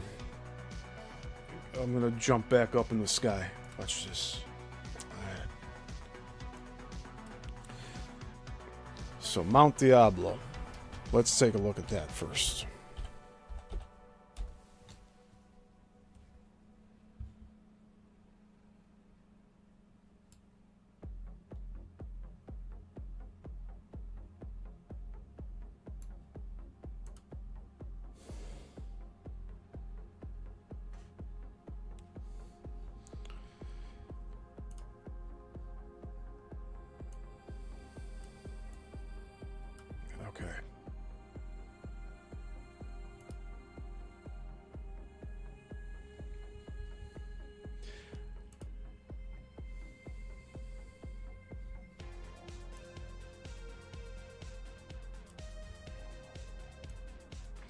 I'm trying my best here to just try to give us a visual representation of...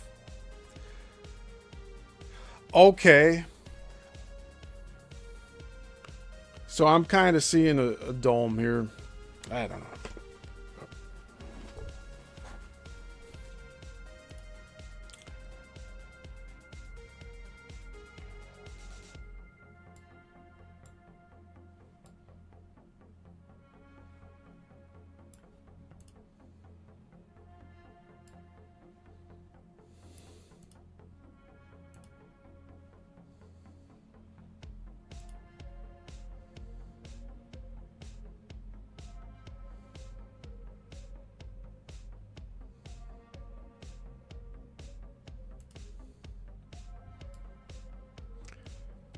Doing a lot of thinking here today.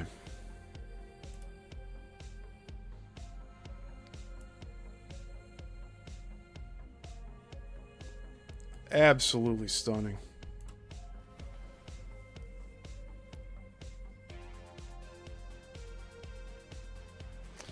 Okay, and then we have one more mountain out of these two here.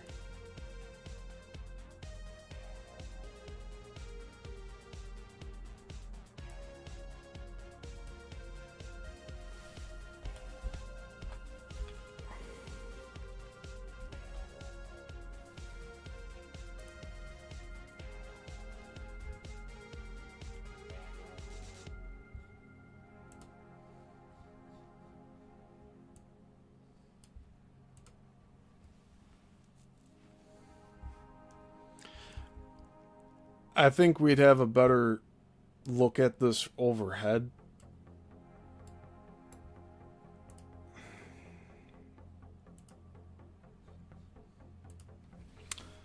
Yeah, let's try Google Maps. Why not? I just want to see the overhead of these.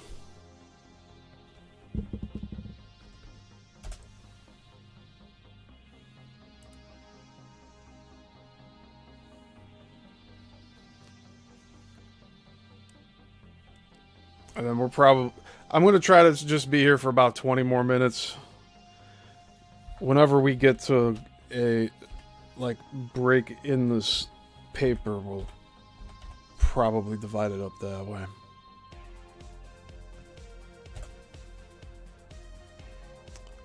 Alright, let's see this.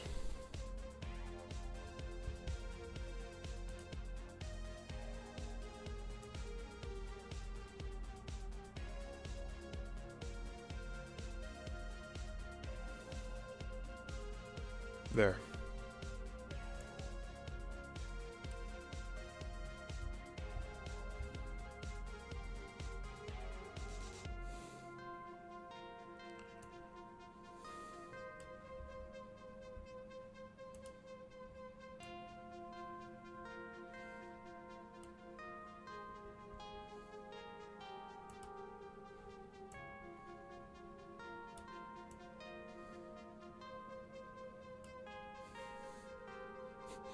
They got a restroom. Look at that.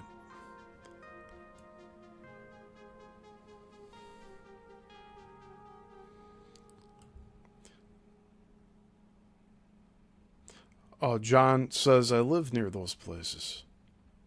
Have you ever been over there? I mean, these look really beautiful.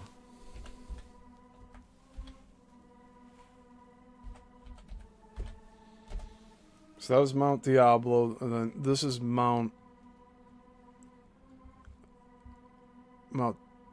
Tamalpais, right? It's right here.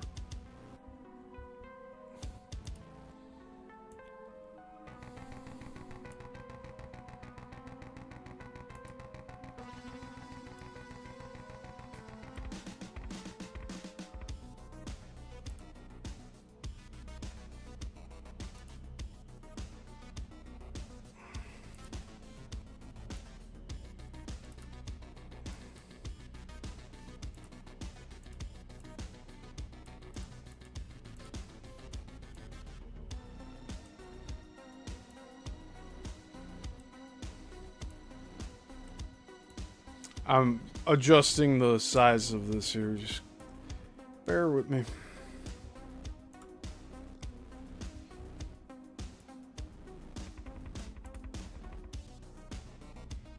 Oh, this is someone's video.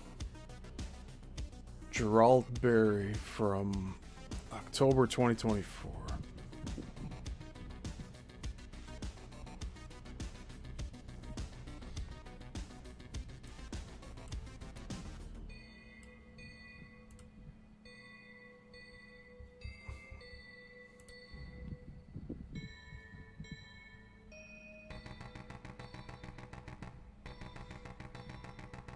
Okay, so I think we got a good representation of what this is visually.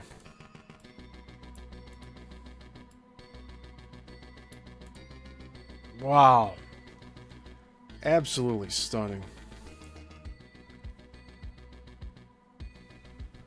Oh, what's this? The pole?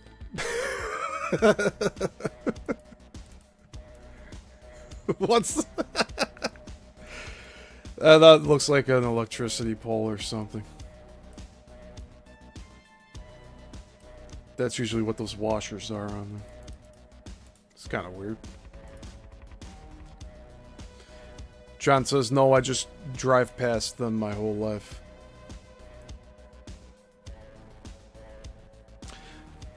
Yeah, I guess it's no different than, like, the forests that we have around here in Illinois.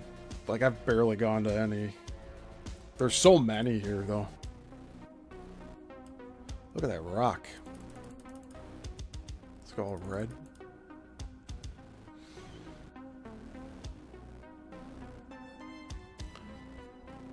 Okay, and one more search here that...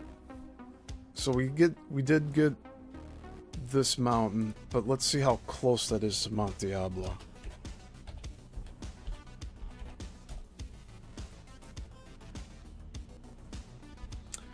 It's about an hour and a half.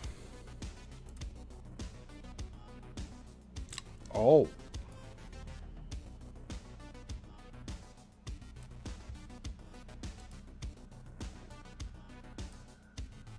Okay.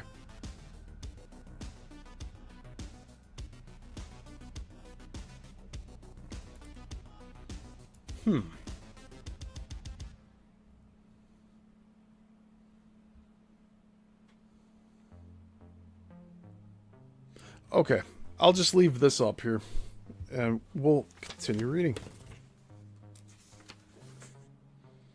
So we got the diagram of the dome lines overhead, and I want to be able to get through that. Oh, boy.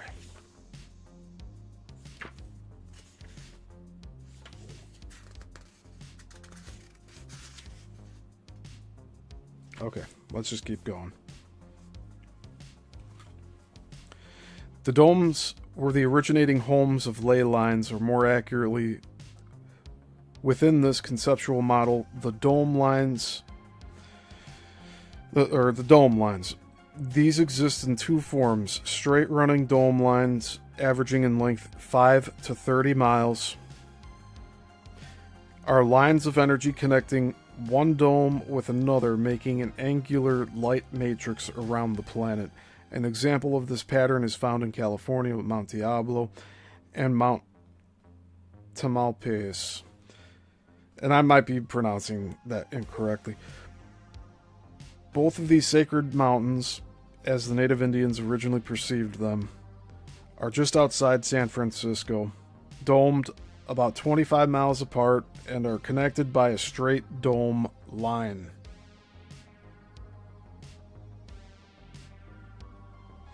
The dome lines, incidentally, are pulsating energy channels with marked variations in seasonal intensity.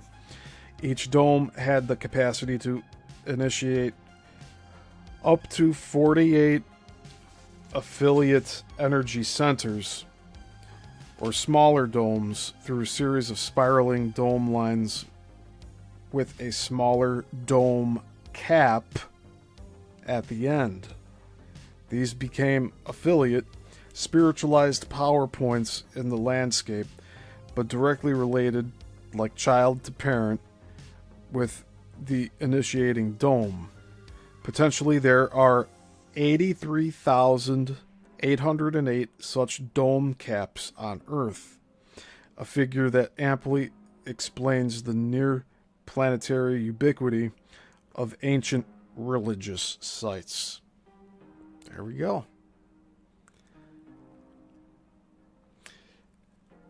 So these sites had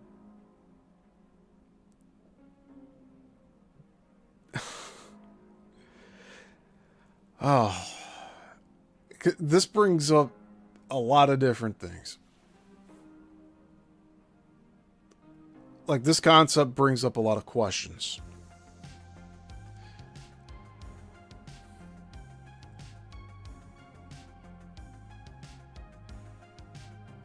But I stated everything, like what I just read, this last sentence with the religious sites, the ancient...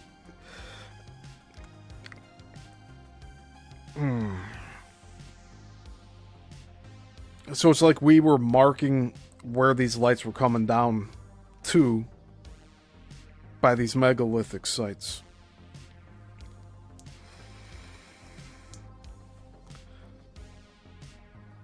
The specific radiating pattern for the spiraling dome lines was heliocentric, according to the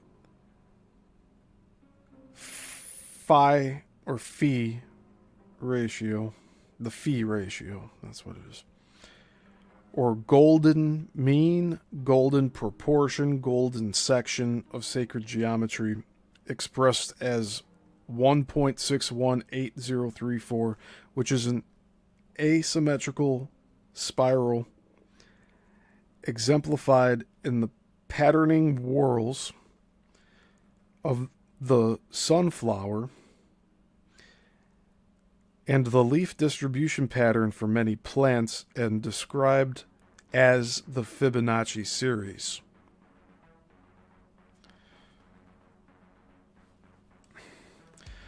For example, Mount Tamalpais sends out at least 2 dome caps into urban San Francisco, spiritually energizing the areas of the Palace of Fine Arts and Lincoln Park. We're going to get a good visual representation of this. But just before we do that, I want to show the diagram that's here in the book. So this is engineering model for domes and dome lines. And the key...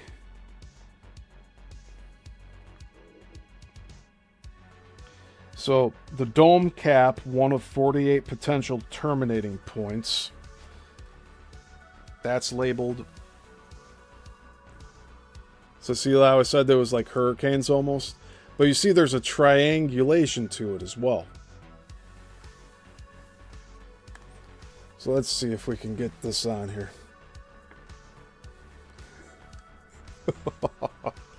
Come on. So A is a dome cap. It's just the tail ends of these whorls.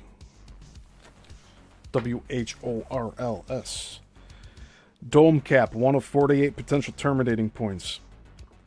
Next is B, spiraling dome line from dome, creating dome cap.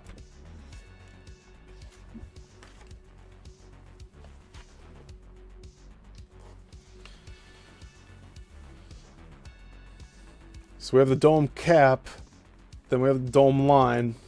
The dome lines are the ones that are just circulating through there.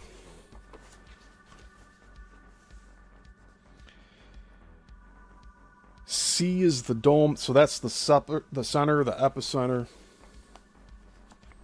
That's right here. That's what's labeled as C.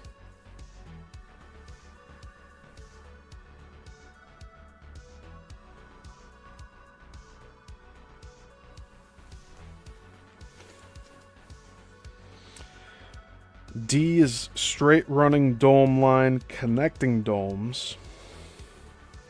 So the straight running dome lines, that's what's making this triangular pattern.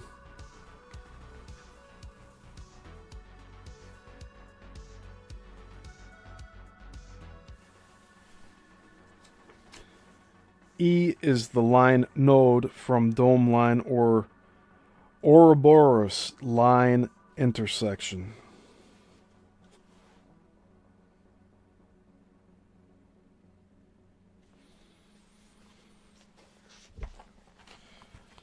Okay. I'm trying to find the best way to explain this. Where it's labeled E, that is the line node from dome line intersection.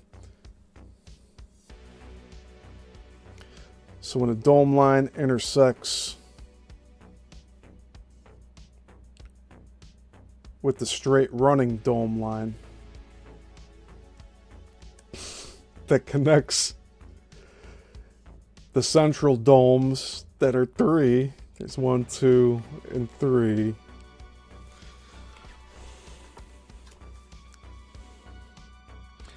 And then F is the Ouroboros grid line.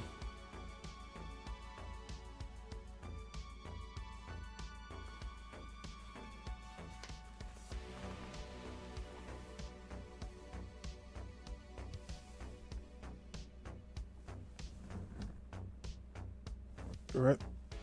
So that's this. That's these 2 lines here.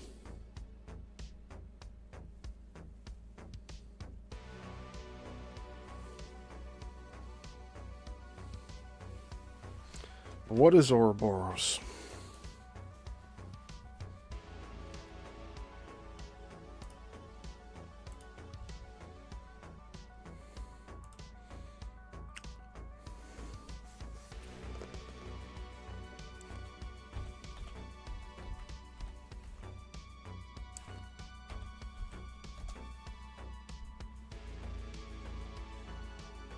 Oh, that's another name. It says it's an ancient symbol depicting a serpent or dragon consuming its own tail, forming a circle. We've heard of this before, too. Makes me think of Central America.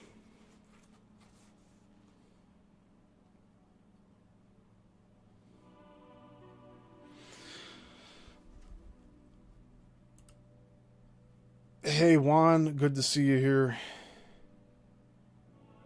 This is an information-loaded show today.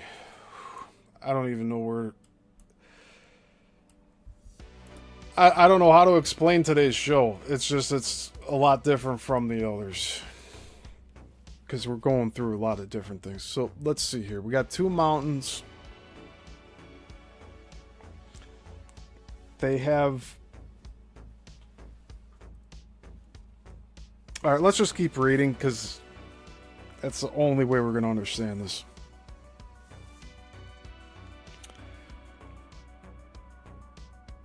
These became affiliate spiritualized power points in the landscape, but directly related like child to parent with the initiating dome.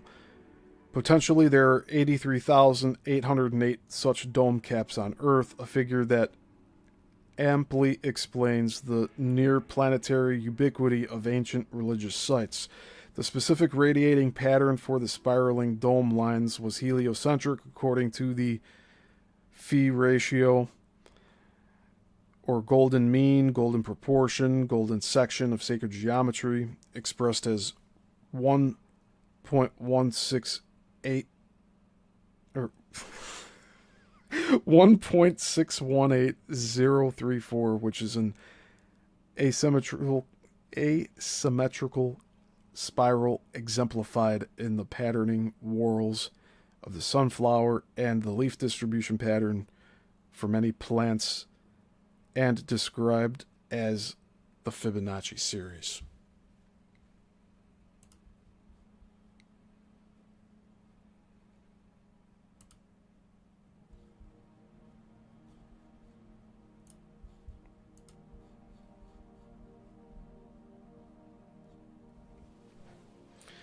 For example, Mount Tamalpais sends out at least 2 dome caps into urban San Francisco. So let's zoom out here a little bit.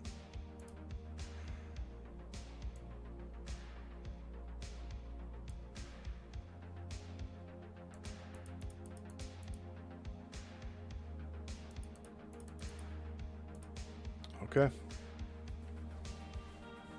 Spiritually energizing the areas of the Palace of Fine Arts and Lincoln Park. So those were the next two plots we were going to put on here.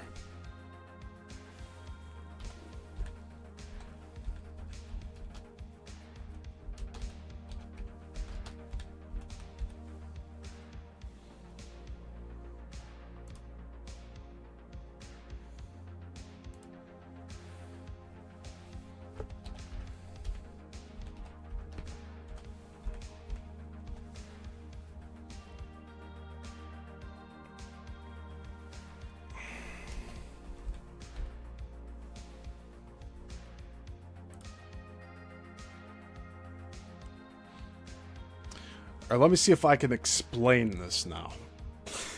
Because that's the challenge here. I'm going to try to match it up with what I read. For example,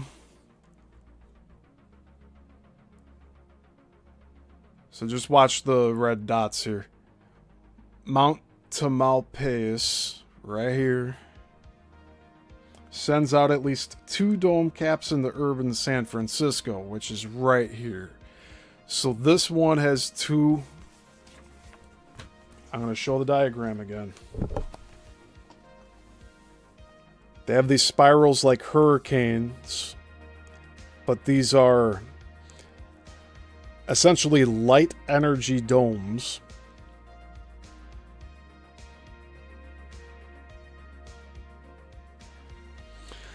And you know what? I want to say the epicenters of these are where the light from the sky comes down and touches and goes back up. And that's, in some instances, it's not UFOs, it's these light balls coming down and charging the Earth.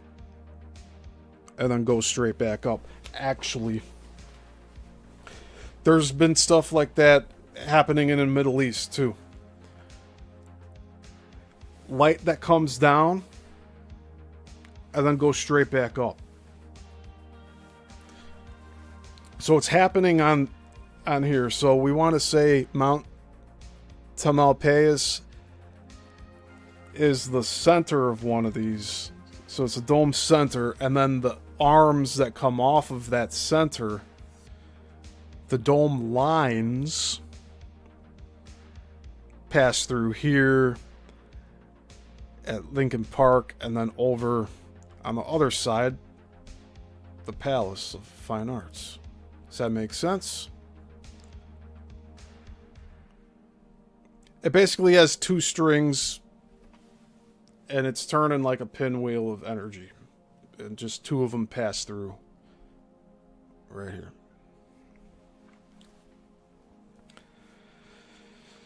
It sends out at least 2 dome caps. So the dome caps, that means those 2 locations are the ending points of these dome lines. So really, we could do something like this.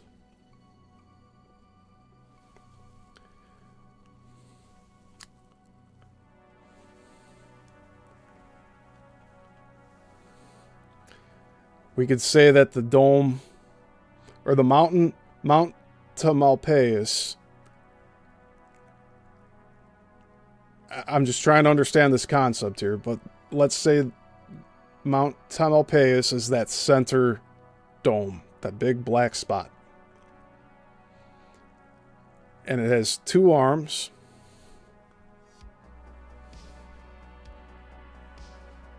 I'm trying to match it up with what's on the map here. Just theoretically. Those 2...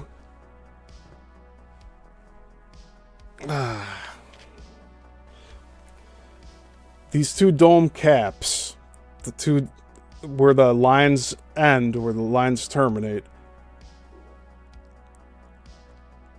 Lincoln Park and the Palace of Fine Arts are two dome caps.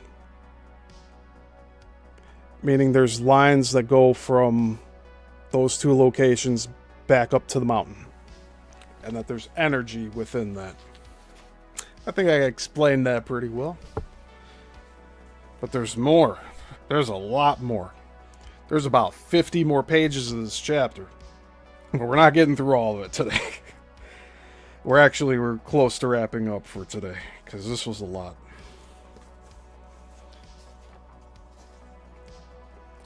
Again, 10 pages got me. Just because of how much information is in here.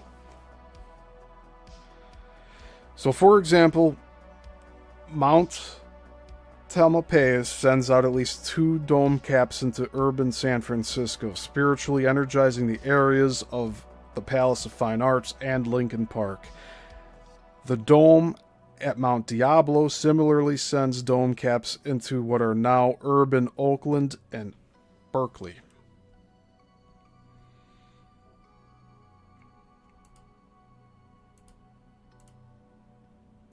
And we will visually look at that too.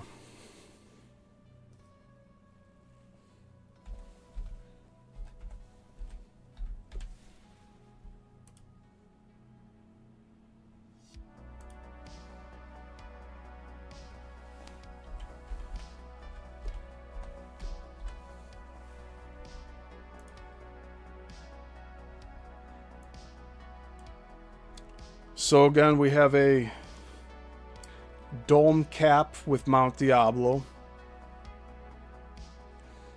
And then there's 2 dome lines that then terminate with caps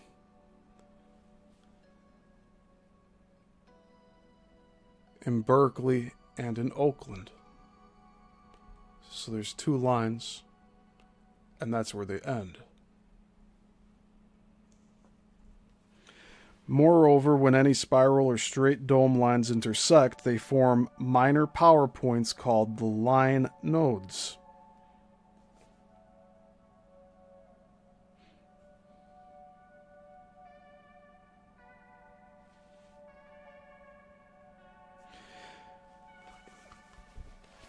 And I'll show that on here again.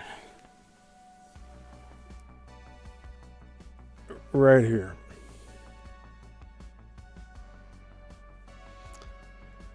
So when you have these other spirals,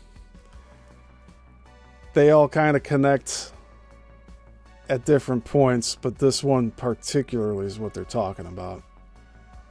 Right in the center of that. Like that. I don't know. These are copious, far more so than the considerably abundant dome caps, and are characterized as variously solar/positive, lunar/negative, some centrifugal, some centripetal, in effect. Domes, dome caps, and line nodes were sequentially marked by ancient geomancers with stone circles, major temples, barrows and stone chambers, and single standing stones. Then afterwards, in the Christian ecclesia,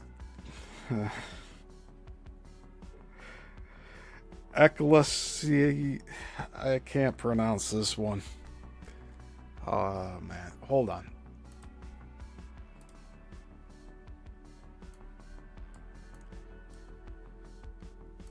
Just give me a second here.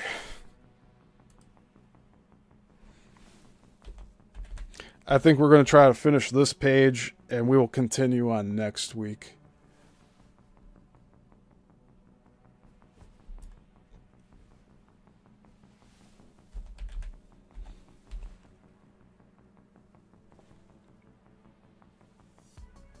Oh, here it is again. It's that guy's name.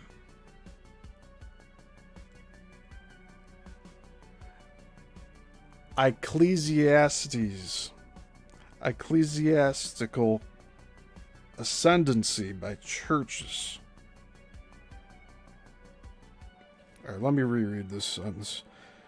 Domes, dome caps, and line nodes were sequentially marked by ancient geomancers with stone circles, major temples, barrows, and stone chambers, and single standing stones. Then afterwards, in the Christian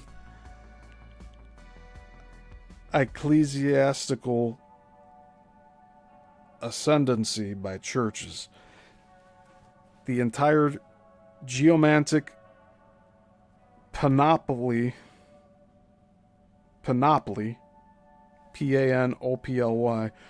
was once positioned carefully as a set of grid engineering instruments of spiritual science within this precise web of domes, dome caps, and line nodes, energy remains of which are today being detected increasingly by Earth mysteries researchers, e.g. the British Dragon Project, directed by Paul Devereaux, editor of The Lay Hunter. Alright, I gotta write that one down too.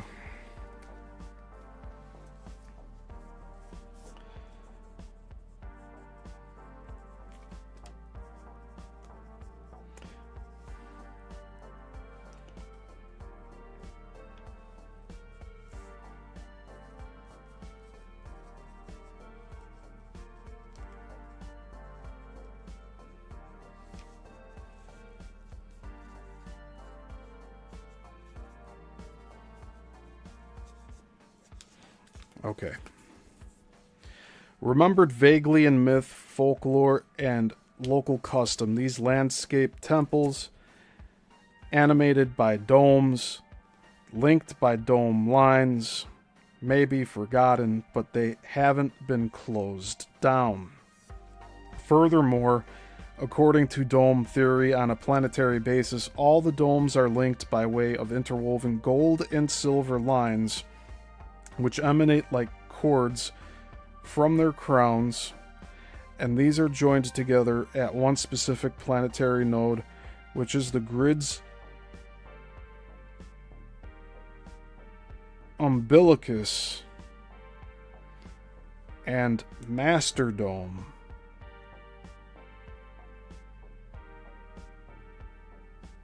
The gold and silver cords represent the balanced energy inputs of positive and negative, or male and female, entering each dome.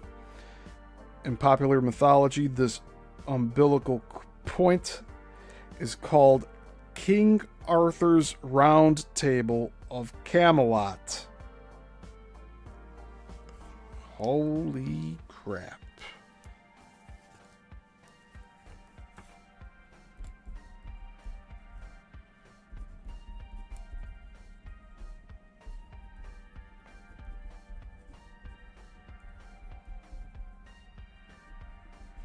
We're getting some ancient knowledge here today. The domes were brought to Earth to create a paradise for humankind. Each carried a light form or seed crystal of what was to be, both locally and globally, through the grid. Of these paradise crystals, some have been activated, but otherwise humankind has either not been aware of this divine potential or not bothered to make use of them to create the intended Earth paradise. The option, however, still remains. Because of their heightened electromagnetic fields, the dome enclosures were like immaculate high consciousness meditation halls, where human awareness could be healed, uplifted, even interdimensionally transported through the domed exit points in the houses of the gods, facilitated by megalithic engineering.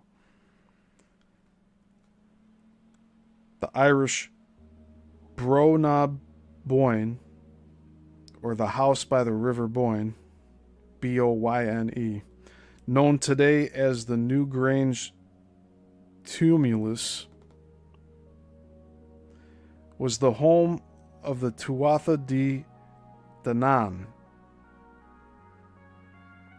the Irish deities, and often visited by intrepid humans seeking an audience with their gods. A lot of new information here.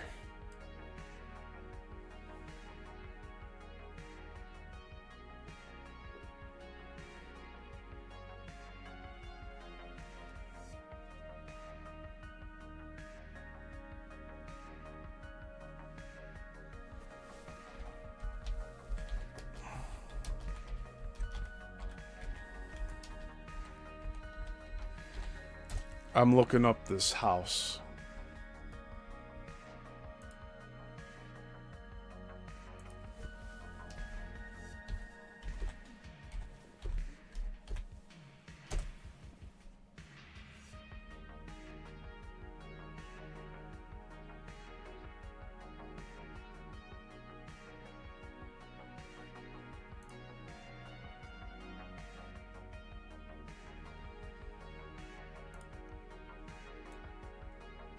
You know what they say about, like, the waterways having something to do, like,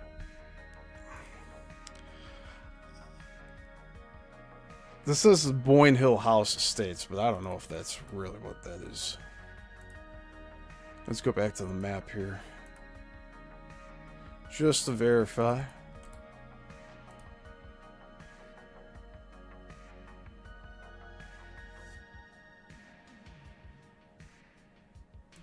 River Boyne.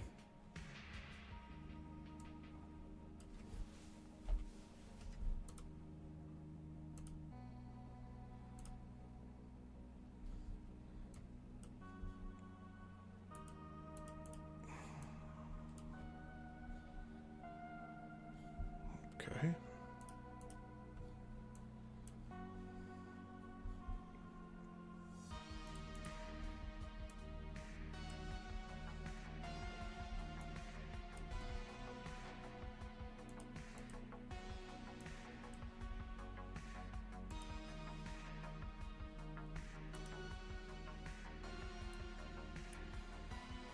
I guess somewhere right here, right?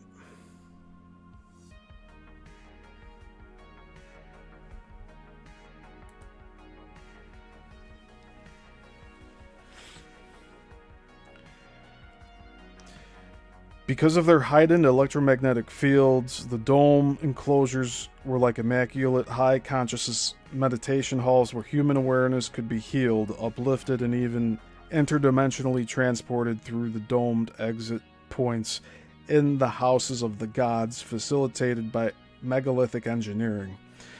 The house... Okay, let's just... I didn't use the proper term here. The Irish B-R-U-G-H...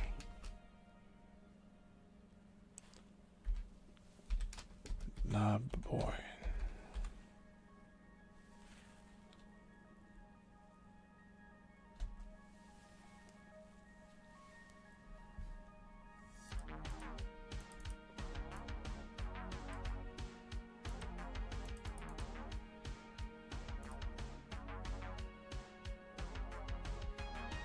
Yeah. It's like not labeling it as I try to... Okay, right there.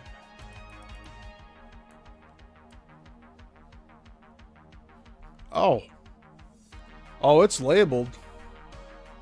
Oh my goodness. Did you see that? There's a tomb? No. Hold up.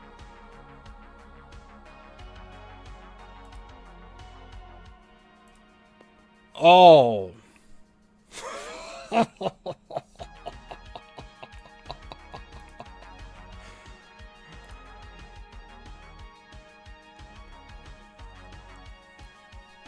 I don't know what we're looking at.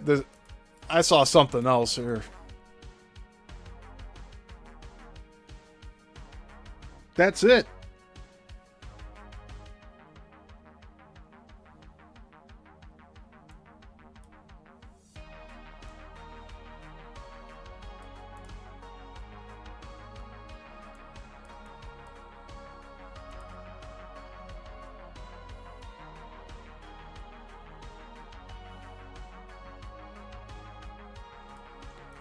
Well, you want to talk about, like, ancient?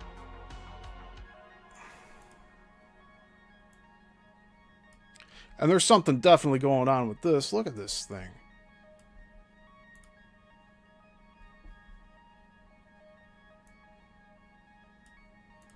And then that.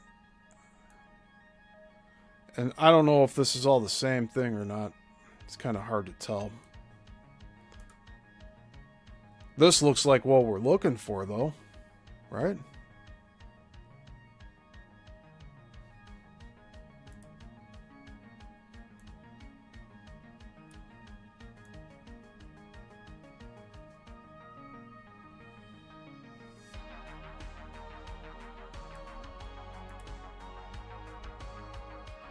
Okay. Let's continue reading.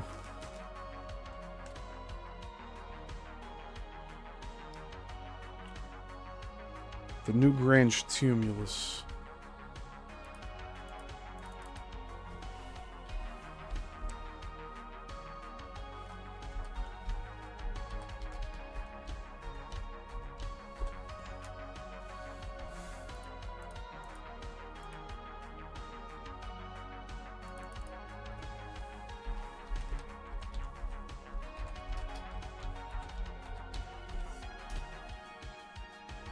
That's it. That's what it is. It was the home of the Tuatha De Danann, the Irish deities, and often visited by intrepid humans seeking an audience with their gods. The domed coordination points in some cases contain psychic maps to the local esoteric geography. Quote, these maps are used to provide points of resonance, release, and deflection, end quote, and include details of the local layout of the domes, dome caps, line nodes, and dome lines, and their energy/consciousness ratings. The domes facilitate meditatively acquired insight into the planetary thought matrix, what Teilhard Chardin calls the noosphere. Noosphere.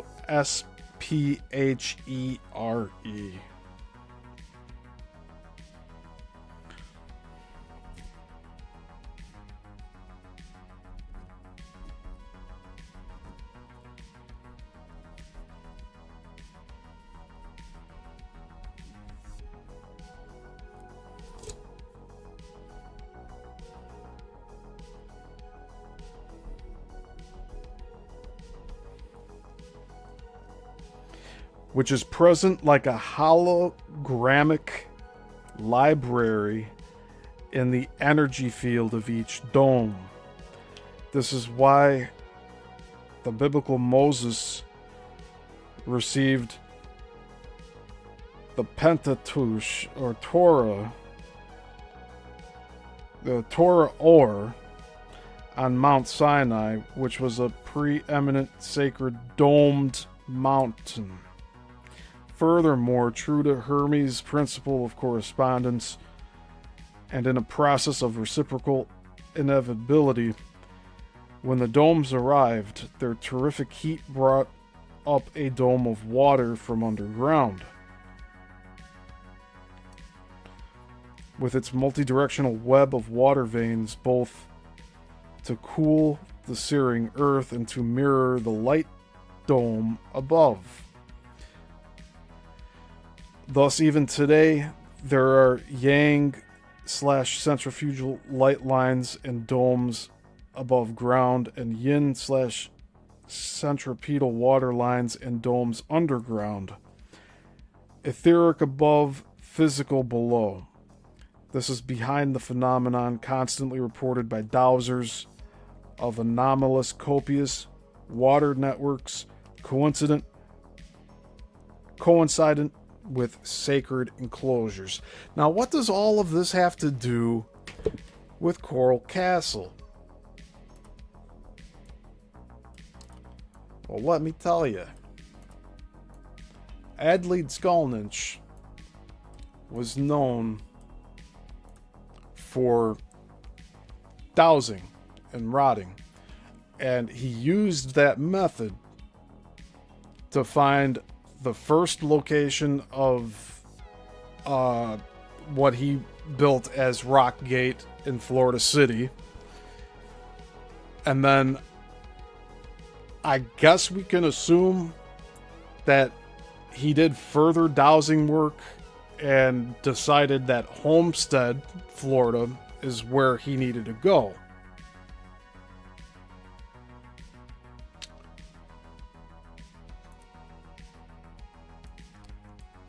And I just want to show that variation here in the geography for Ed. He was in Florida City when he started building Coral Castle, and then he went to Homestead.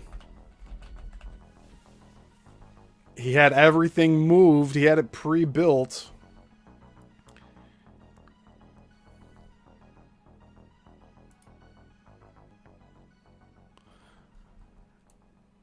He started building it 2 miles. It's too big here. Hold up. Hold up. There we go.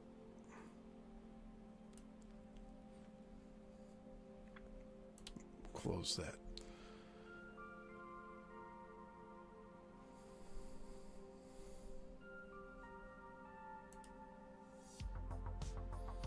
Oh, he moved it up north a little. Toward Dixie Highway. Okay, so he was actually south of where it is now. He started building Coral Castle down here. It was called Rock Gate. And he must have just walked 2 miles and was just dowsing the whole area. And then found that Homestead was going to be the place where he wanted to put this thing. But he had all of the structures moved. He had them brought down the street here on giant trucks. That main one. Let's get that slideshow back up.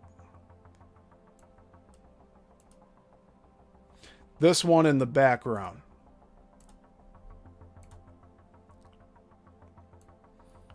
Let's see if we can get it to play again. It's to the right side here. Yeah, we're still looking to the right. Okay. So it'll pop up here, but eventually it will. But I guess I'm saying, like, he found a more accurate point. Maybe he found where the dome cap was. Or another intersecting line, and he felt that it should go over there. But you guys that have been watching this, that larger stone that was moved in one piece, that was the Polaris stone. I just wanted to show once on here before we move on. But we're pretty much finished for today. We went 2.5 hours. What the heck?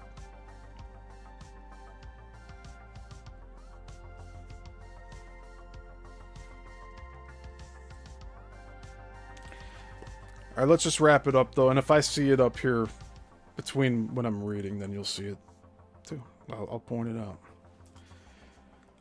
Thus the domes, metaphysically speaking, distributed the vibrations of love and light from above through this imposed grid system, thereby spiritually irradiating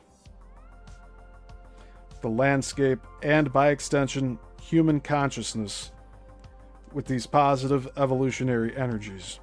This is the key. Before Adam, before Elohim. Oh, this is, so that's just like a statement here. This is the key. Before Adam, before Elohim. because everything was light prior to being physically manifested. The meaning of this gnomic statement will emerge as we move through the grid. However, the doorway for this key is expressed in a single number, i.e. the number of planetary domes, 1,746. In the mystical science of Kabbalah and its mathematical language of gematria, this is a number of profound significance, for it is the fusion of the primary solar, 666, and lunar, 1080. The bipolar energies behind manifestation. In Kabbalah symbolism, 1746 is the, quote, grain of mustard seed, end quote, and which Christ likened to the kingdom of heaven. It is also symbolically the divine man, the Spirit of God on earth, the mysteries of Jesus, the divinity of the Spirit, and others of similar import. The second key aspect of the electromagnetic 1746 grid is chakras. According to the esoteric Hindu yoga, in the human etheric body there are 7 major subtle energy centers called chakras, Sanskrit for, quote, spinning wheels, end quote, ranged linearly along the vertical spinal axis from the scrotum to the crown of the head. There are anywhere from 7 to 22, so through 7 through 22 minor chakras as well, distributed throughout the body. The major chakras are like electrical junction boxes or energy transducers for the physical body.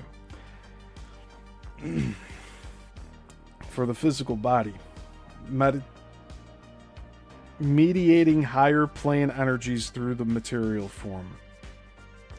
Chakras are functionally affiliated with the 7 principal endocrine glands and thereby with specific organ regions of the body and with specific ascending consciousness states as well.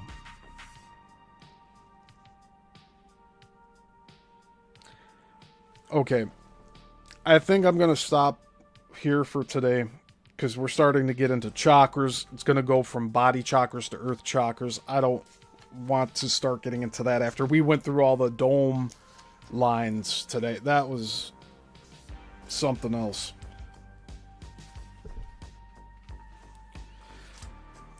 We'll continue on next week with part 2 of this, but really, that might not be the end of this chapter. We might have to split this into 3 parts, because we barely got through 10 pages, and there's like 60 pages. Okay. So here's the plan. Next week, Tuesday, 6 p.m. Central Standard Time, we will continue from page 150. We'll start looking at the body chakras and then how that correlates going into earth chakras.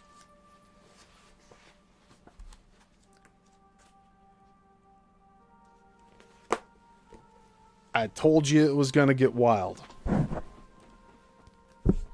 We're at 2.5 hours. I will not do another 4-hour show like this. And this 10 pages took 2.5 hours.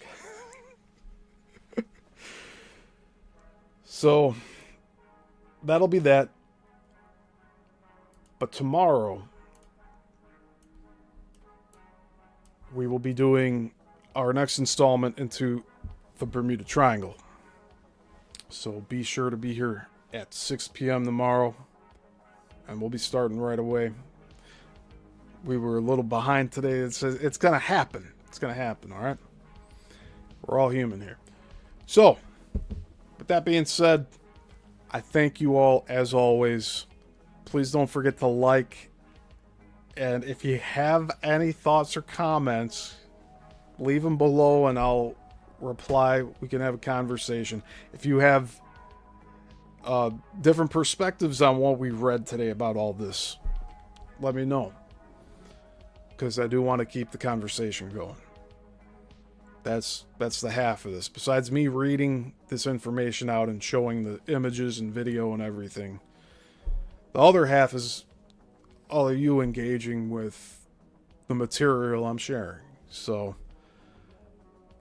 it could help steer the show into places that we didn't think we'd talk, or topics that we wouldn't think we'd talk about, but it turns out to be beneficial to the portion of the book that we're reading here. And this was probably the most complicated part of this whole series so far.